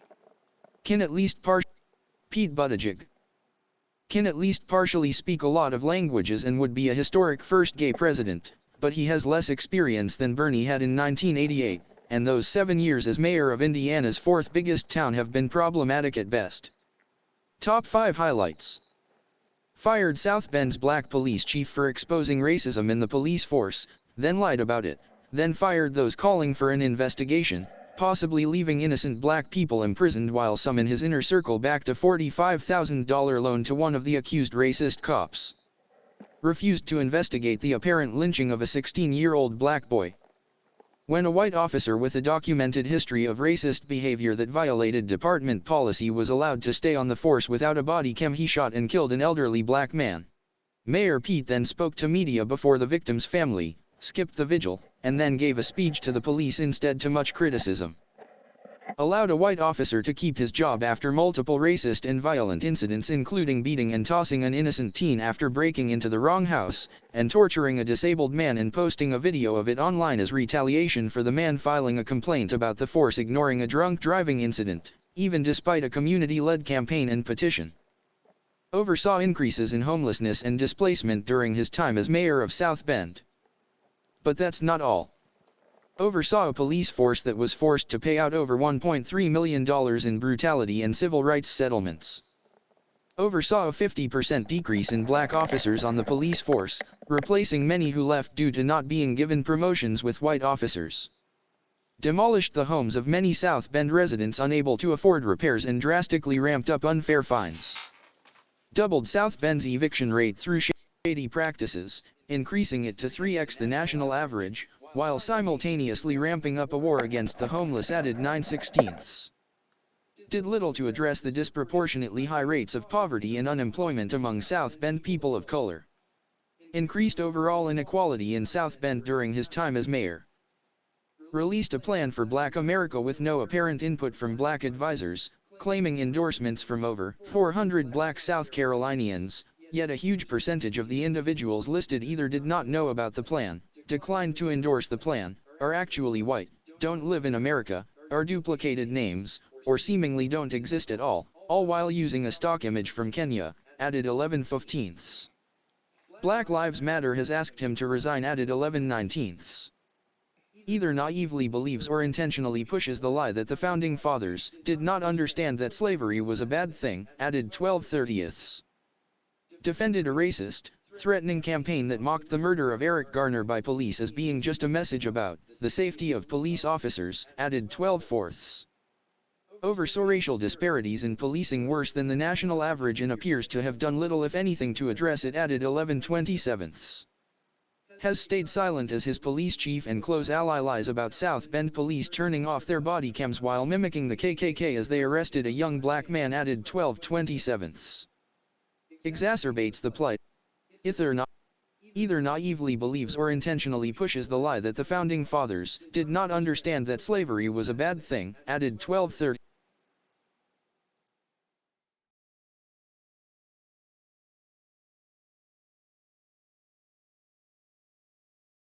Enough to realize that they didn't have it.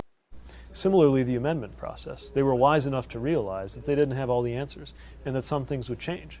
A good example of this is something like slavery or civil rights. It's an embarrassing thing to admit, but the people who wrote the Constitution did not understand that slavery was a bad thing and did not respect civil rights. And yet they created a framework so that as the generations came to understand that that was important, they could write that into the Constitution too and ensure true equal protection for all of us. Similarly, the amendment process. They were wise enough to realize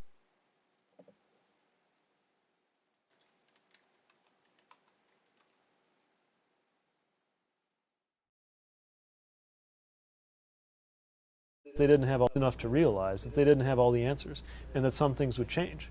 A good example of this is something like slavery or civil rights. It's an embarrassing thing to admit, but the people who wrote the Constitution did not understand that slavery was a bad thing and did not respect civil rights. And yet they created a framework so that as the generations came to understand that that was important, they could write that into the Constitution too and ensure true equal protection for all of us. Similarly, the amendment process. They were wise enough to realize that they didn't have all the answers and that some things would change. A good example of this is something like slavery.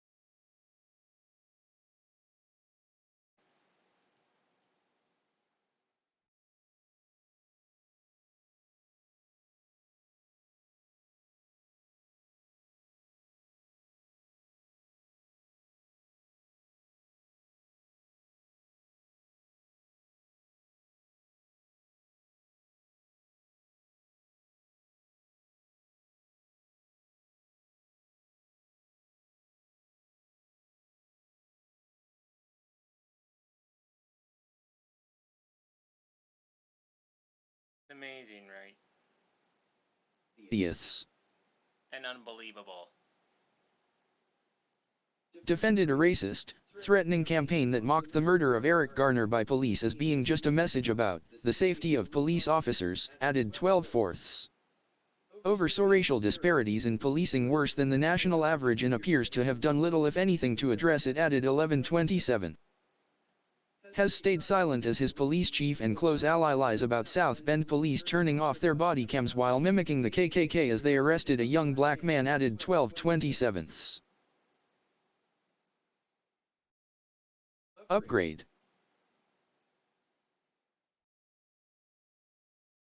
Has stayed silent as his police chief and close ally lies about South Bend police turning off their body cams while mimicking the KKK as they arrested a young black man, added 12/27. Exacerbates the plight of low-income black students by accusing their communities for failing to provide more educational role models instead of addressing the systemic racism keeping them down, continuing the Republican method of blaming the poor for their poverty, added 11/26, expanded 12/25. Claims he didn't realize his own school district was racially segregated despite working there for years, added 12/1. Praised the Tea Party for their real concerns about the direction of our government during Obama's presidency, added 11/19. Responded to Black Lives Matter with the right-wing response, All Lives Matter. Dismisses workers striking for fair wages with right-wing epithet, social justice warriors. Abandoned his support for Medicare for all and uses Republican talking points to try to delegitimize it once the healthcare industry money started coming in, having now taken more of it than any other candidate. Also opposes the government making generic drugs to lower prices, expanded 7/22, 10/15, 10/17, 10/29. Is the only top candidate not providing healthcare to his own staff and wants to leave them and everyone else to figure out how to get covered on their own, expanded 12/26. His health care plan hinges on supercharged version of unpopular Obamacare mandate that will charge massive fines to uninsured people, added 12/26. Opposes universally tuition-free public college and continues to use Republican talking points to mischaracterize the program and lie about what it would entail, expanded 12/1. He is especially transparent with his willingness to sell influence, offering blunt pay-to-play schemes to big money donors, despite previously admitting such tactics are a corrupt conflict of interest, added 12/26. Was for a while the only top candidate openly funding his campaign with lobbyist money, taking more of it this year than Trump while openly disparaging grassroots fundraising and dismissing opposition to bribery and corruption as an unneeded purity test, expanded 10/14, 12/28. Has accepted money from over 40 billionaires, corporations like Blackstone, and is one of Wall Street's favorite candidates, expanded 8/5, 8/11, 12/26. Uses bundling, a practice that allows fundraising from secret donors that are never disclosed, and then deceptively hid more than 20 of his top bundlers from the public, added 12/25. Refuses to disclose some of his fundraiser hosts, while some of those we do know about, like the Wine Cave people, have bought so much influence within their party their big dollar donations got them ambassadorships and a federal bailout during the SNL scandal, added 12/26. To compensate for his big money fundraising, his campaign comes up with gimmicks to artificially decrease his average donation amount, added 12/25. Top lawyers who defended Kavanaugh fundraised for him and donated over the maximum amount allowed before the campaign returned some of this due to pressure, added 11/27. Planned to host a big money fundraiser with the ex-city attorney who covered up the racist police murder of Laquan McDonald before being pressured to drop him, added 10/18. Takes money from CEOs and executives from Lehman Brothers, Saudi oil firms, and other equity firms and hedge funds financing fossil fuel corporations, added 12/25. Joins billionaires, one of which was convicted of selling missile technology to China, and the party establishment in shady backroom meetings to plot how to stop progressives, expanded 12/2. His senior advisor is tied to Trump donors, landlords profiting from ICE, white nationalists, and thinks Steve Bannon is a once-in-a-generation political talent. The head of a working group for his campaign likes tweets from white nationalist Twitter, added 7/30, expanded 12/1, 12/2. His climate advisor, a paid witness for the Trump administration in a lawsuit over its inaction on climate change, opposes fossil fuel divestment, added 11/19. Does not support the Green New Deal and is condescending towards young climate activists quite often, added 11/18, expanded 12/25. Mark Zuckerberg advises him on who to hire and his national policy director is a former Goldman Sachs executive, added 10/21, expanded 10/22. Says he would pick Supreme Court justices like Justice Kennedy, who voted to uphold Trump's Muslim ban, defend Citizens United, gut labor unions, and uphold voter suppression, before resigning during Trump's administration, paving the way for Kavanaugh's appointment, added 10/25. Favors wealthy developers over regular citizens, passing out subsidies for luxury apartments and a multi-million-dollar tax abatement for a high-end downtown office complex, and even attempted to sell off a full quarter of the city's parklands to for-profit owners, added 9/16. Sees his constituents not as people with needs but a corporation to be managed, added 12/4. Wants to continue taking the right to vote away from 6+ million Americans with criminal records, a ban that was enacted specifically to keep Black Americans from voting, expanded 12/23. Won't support universal child care. Proposes mandatory national service.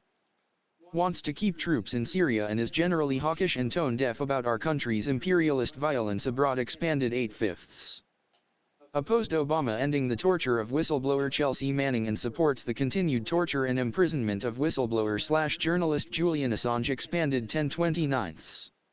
Supports Israel's bloody right-wing apartheid to the point he wants to model U.S. security after it and called it moving after snipers killed 60 unarmed protesters, expanded 7/4. Opposes reversing Trump's relocation of the Israeli embassy to Jerusalem. Took what some consider a disrespectful photo at the Holocaust Memorial, added 11/18.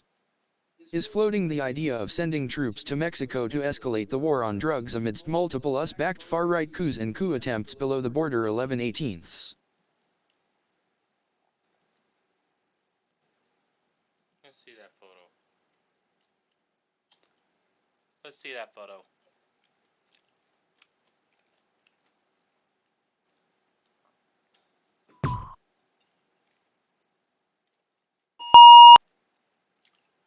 Sorry. Never mind.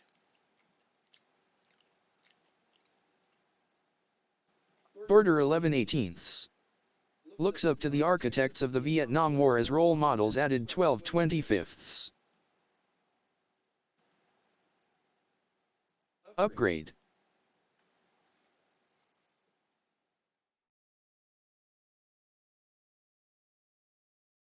Ed 11/18. Is floating the idea of sending troops to Mexico to escalate the war on drugs amidst multiple US-backed far-right coups and coup attempts below the border 11/18. Looks up to the architects of the Vietnam War as role models added 12/25. Worked for evil McKinsey consulting firm, famous for pushing ICE to cut food and medicine for detainees, and refused to disclose his role or his clients for some time. Now we know his work included advising health insurance companies to fire workers and increase costs, and USPS to fire workers and bust unions expanded 11/21, 12/3, 12/25, 12/26. Has some questionable interactions with striking union members added 12/26. Has the least government experience and electoral history of the major candidates by far, with only 2 terms as mayor of Indiana's 4th biggest town, the latter of which he won with just 8,515 votes in an election with a paltry 14% turnout added 11/8. He was crushed in a historically bad loss in the only statewide race he's run added 12/25. Removed traffic lights from an intersection children used to get to school, which resulted in a child being struck and killed, and then appeared to blame the child for the incident the very next day added 12/1. Specifically opposes big structural change and political revolution, instead preferring empty platitudes added 11/18. Oversaw increases in violent crime in South Bend added 12/26. Ignored the needs of disabled constituents and failed to make government buildings ADA compliant added 7/2. Upgrade.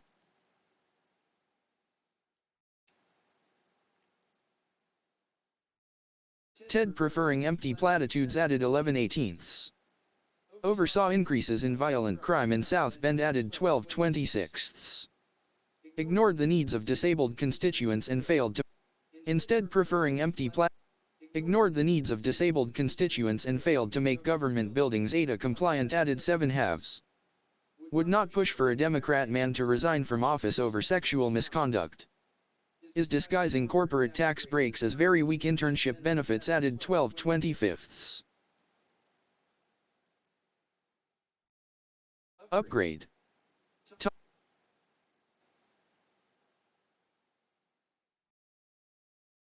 Would not push for a Democrat man to resign from office over sexual misconduct. Is disguising corporate tax breaks as very weak internship benefits added 12/25. Has previously supported people opting out of vaccinations for personal or religious reasons. Seems to have issues with temperament considering he clenched his fist in rage when Warren called him out on his wine cave fundraising added 12/23. For some reason appears to be lying about either directly or indirectly curating his own Wikipedia page added 12/23. Does not support the democratic right of boycotting corporations for political reasons and accuses those who boycott Chick-fil-A's homophobia of virtue signaling, expanded 12/25. Sees no issue with volunteering for the homophobic and transphobic Salvation Army added 12/25. Though he supports abortion rights, he increasingly appears to be taking vague positions on the issue using Republican talking points added 12/25. His pandering is kinda racist and he seems pretty naive expanded 11/3. His supporters are the most likely to vote for Trump out of any other major candidate added 12/19. Despite being a millennial, he polls at just 2% with voters under 35. In at least the previous 3 general elections, the Democratic nominee only won if they first got the most youth vote in the primary, losing if they did not. Added 12/25. Has reportedly admitted, this is a competition, you say whatever you need to say to win. Added 12/25. Polling shows he would likely lose to Trump in a general election. Let's see that.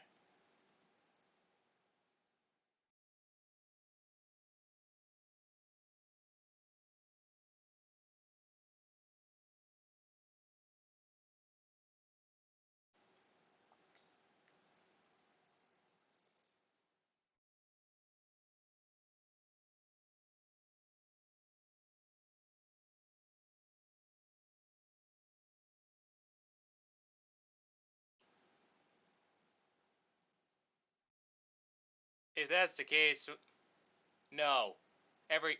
I believe every election should be a clean race, not a dirty war. You shouldn't say whatever you want, whatever you need to say to win. You should say what. Actually, I don't know how to respond to that, but it should be clean, fair, and that's how I believe all competition should be. Plus, it shouldn't be about winning or losing. It should be about having fun. You know what I mean? Just like in sports, we should you know what I mean?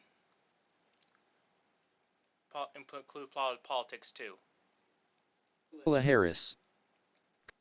Kamala Harris would be the first female president who is also a corrupt cop. Top 5 highlights.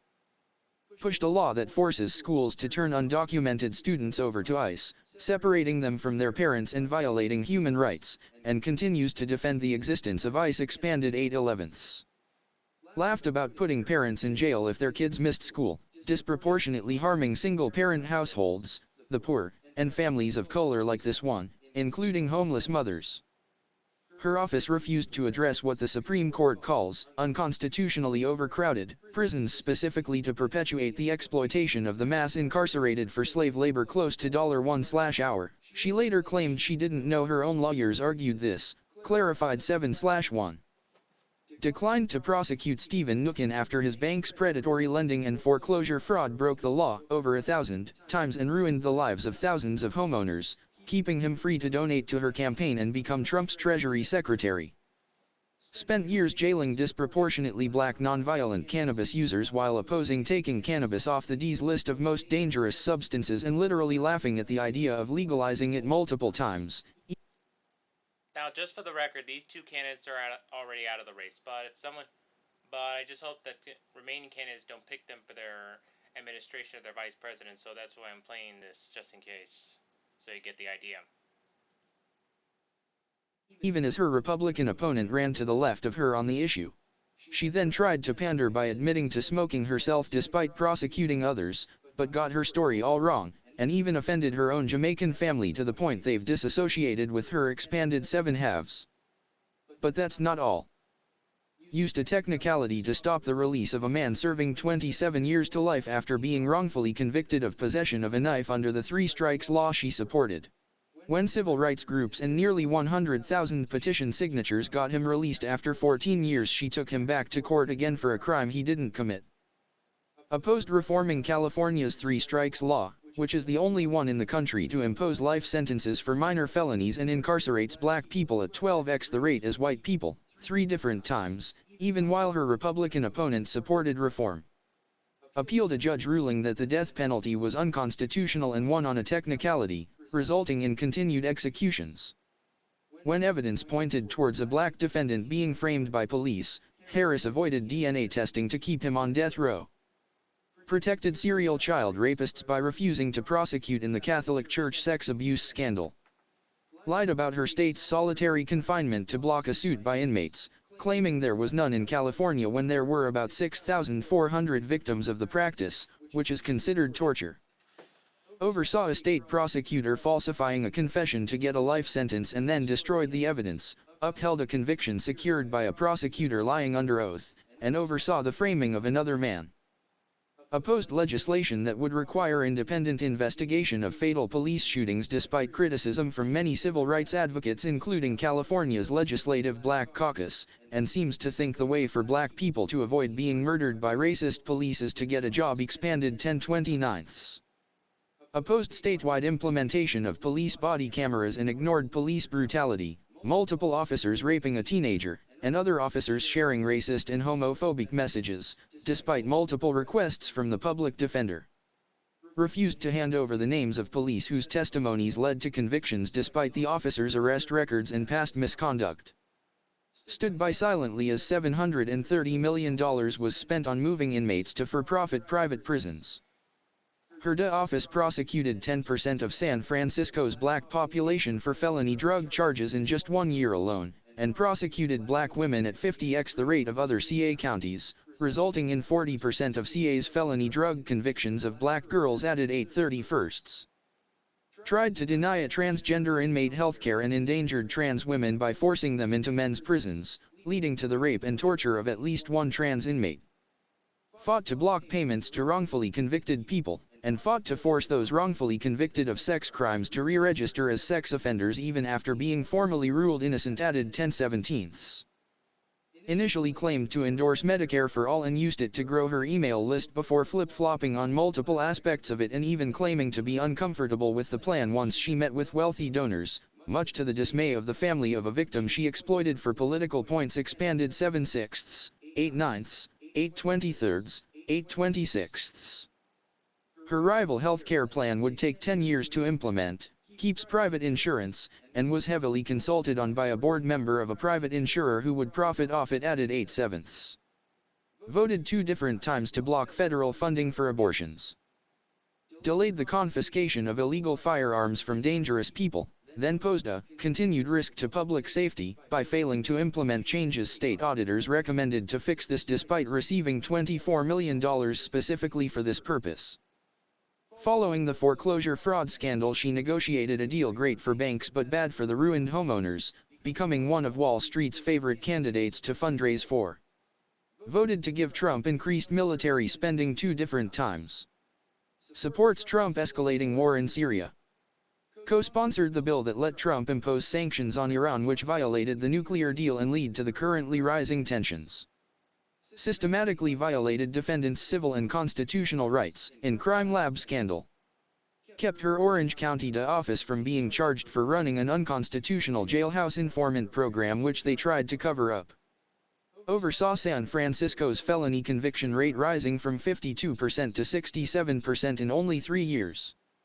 As part of her tough on crime approach, she assigned senior prosecutors to misdemeanors like graffiti and vandalism, tripling the number of cases brought to trial added 7/2. Mocks the activist call to build more schools, less jails.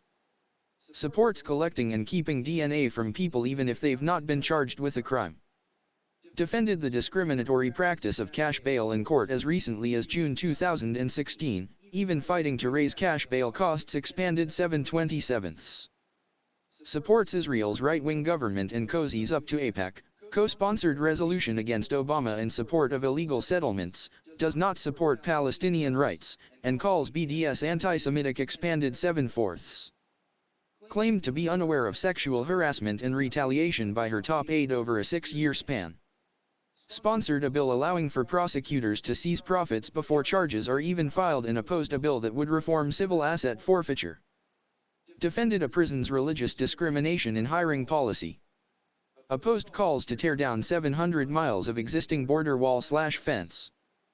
Fought to limit amount of land indigenous tribes could place in trust and tried to take reservation land away from a tribe just to keep them from evicting a non-indigenous man who had lived there without paying rent for 24 years added 7/1.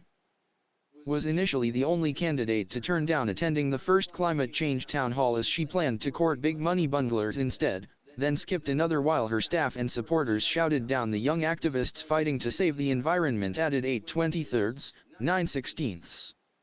She supports fracking, oil and gas exportation, and the building of new fossil fuel infrastructure. Her plan to have emission-free vehicles by 2045 is woefully too little too late, and she's lied about suing Exxon added 9/6, expanded 9/15.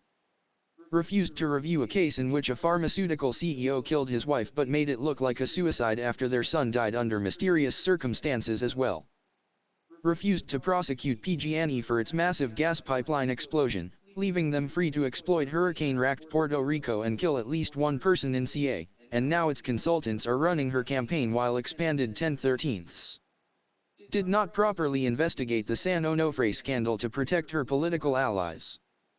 Refused to investigate Herbalife's exploitation and fraud, receiving donations from people connected to the corporation. Her associate operated a fake police force but somehow all charges were dismissed. Prosecuted a mentally ill woman who was shot by police, added 9/12. Refused to review a case in which there was reasonable suspicion that police officers were involved in the death of a woman until it lined up with her next election campaign, after the statute of limitations had ended, added 12/4. Refuses to support AB5, which would give gig workers like rideshare drivers basic employee rights. Her brother-in-law and niece are high up in Uber, added 7/6, edited 9/12. Opposed legalization of sex work, endangered sex workers, and oversaw people being charged for prostitution without even agreeing to sex. Endangered the public by supporting legislation that increased the homeless sex offender population 24x in 3 years, then appealed a court's ruling that it was unconstitutional. Her Republican opponent ran to the left of her on this issue. Is the #1 recipient of lobbyist money amongst all presidential candidates from all parties, accepting over 4x more than Trump, and her campaign is looking to begin using super PACs, added 8/11, expanded 11/29. Hosted a fundraiser with a former Wells Fargo executive who oversaw the bank opening over 3.5 million fake accounts and charging around 200,000 customers with fraudulent fees, added 10/14. Following criticism of her record, the California Department of Corrections and Rehabilitation quietly removed public access to her arrest and incarceration reports, added 10/14. Has no serious plan for student debt forgiveness and wants to create a pipeline from HBCUs to the military, added 10/14. Her signature achievement, Back on Track, which sought to decrease recidivism, was actually largely a failure that simply shifted focus away from the real problem of overcriminalization, added 10/17.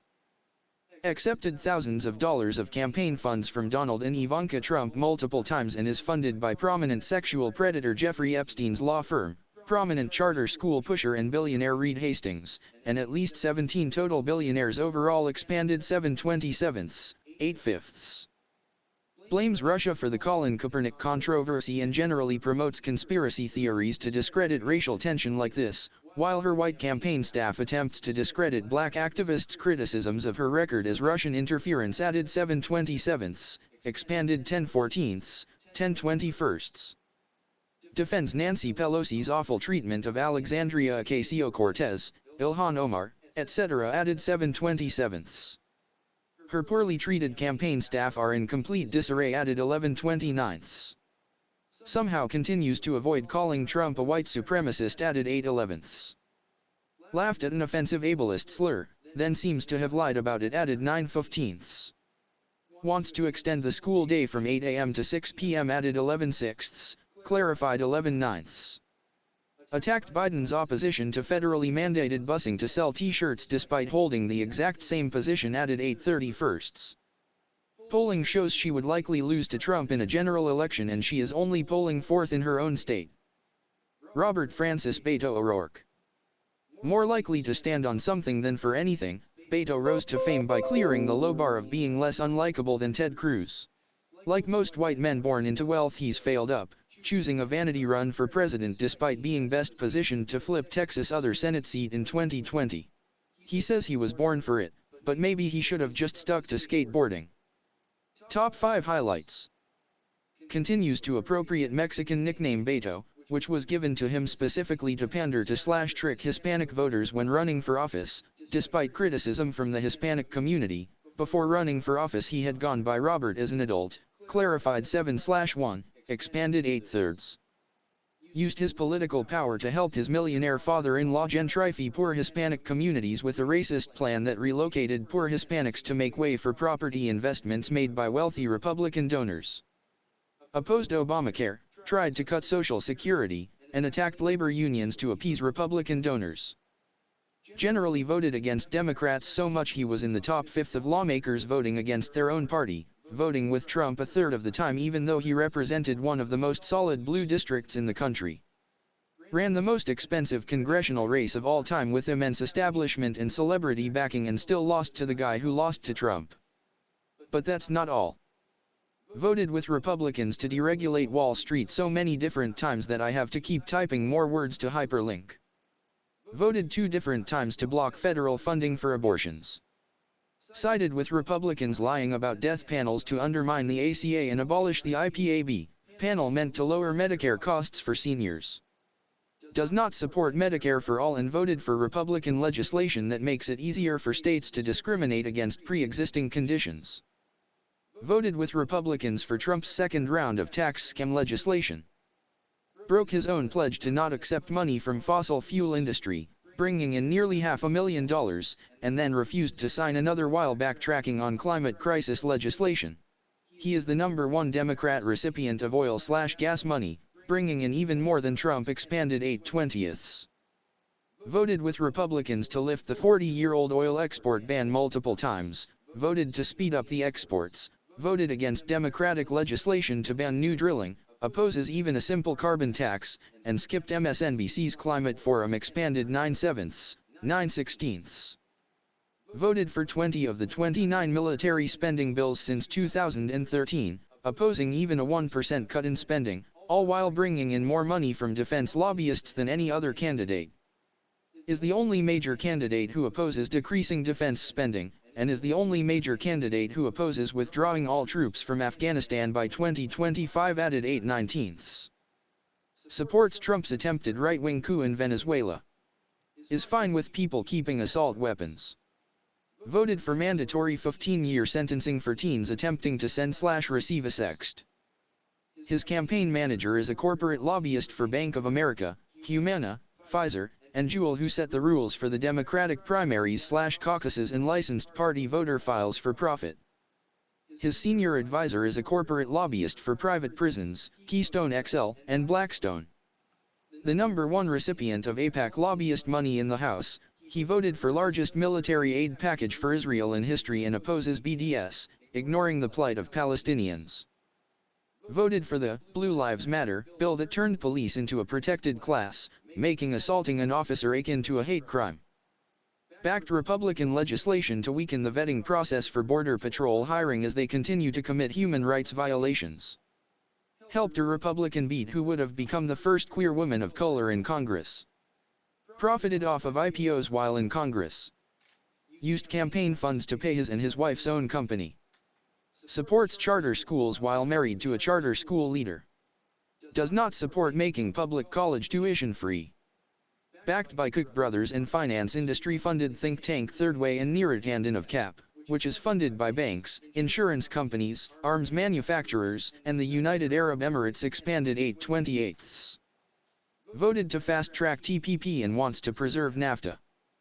Co-sponsored and voted for a Republican bill that made it harder to pursue auto lenders for unlawful discrimination and weakened protections for home mortgage borrowers. Voted to create the unelected Puerto Rico Oversight Board that cut pension benefits, the minimum wage, and wants to cut its budget by January 3. Voted for FOSTA/SESTA, which has been devastating for sex workers. Inflated his own donor numbers in an attempt to appear ahead of Bernie and takes money from at least 9 billionaire donors expanded 8/5. Has a criminal record that includes DWI, driving while intoxicated, and burglary arrests. Polling shows he would likely lose to Trump in a general election. He promised us he wouldn't do this. If you liked this article...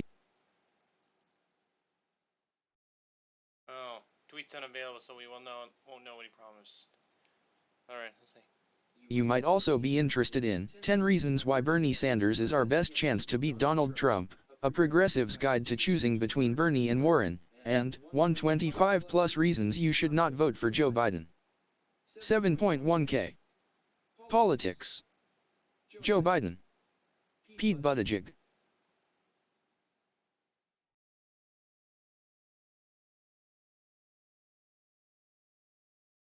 Kid, this article you might also be interested in 10 Reasons Why Bernie Sanders is Our Best Chance to Beat Donald Trump, A Progressive's Guide to Choosing.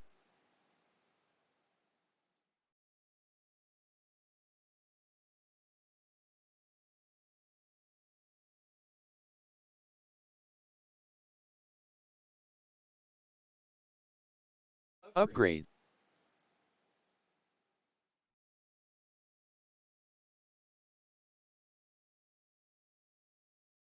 If you liked this article, you might also be interested in 10 Reasons Why Bernie Sanders is Our Best Chance to Beat Donald Trump, A Progressive's Guide to Choosing Between Bernie and Warren, and 125 Plus Reasons You Should Not Vote for Joe Biden.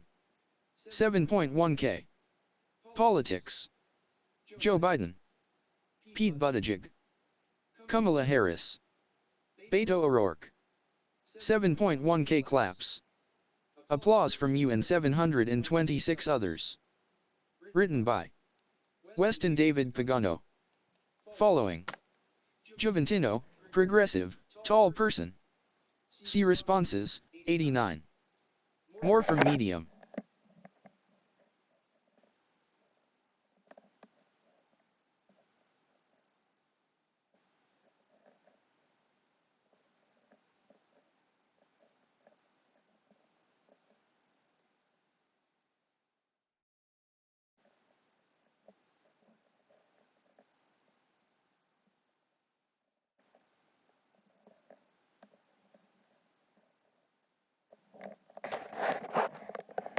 So what do you think? I hope that convinced you not to vote for these people. Tomorrow I'm gonna do a video on why you should not. I'm gonna do a live video on why you should not vote for Joe Biden. But until then, thanks for watching this live video. Now don't forget to like, comment, subscribe, leave a comment down below, and if you can, share this live video with as many people as you can. Friends, family, complete strangers. The possibilities are endless. We have to keep the wrong people out of the White House and put the right people in. Example: Bernie Sanders. He's the right person. That's why he's number one on my list. Anyway, until tomorrow, this is Jeffrey Bartol saying see you tomorrow.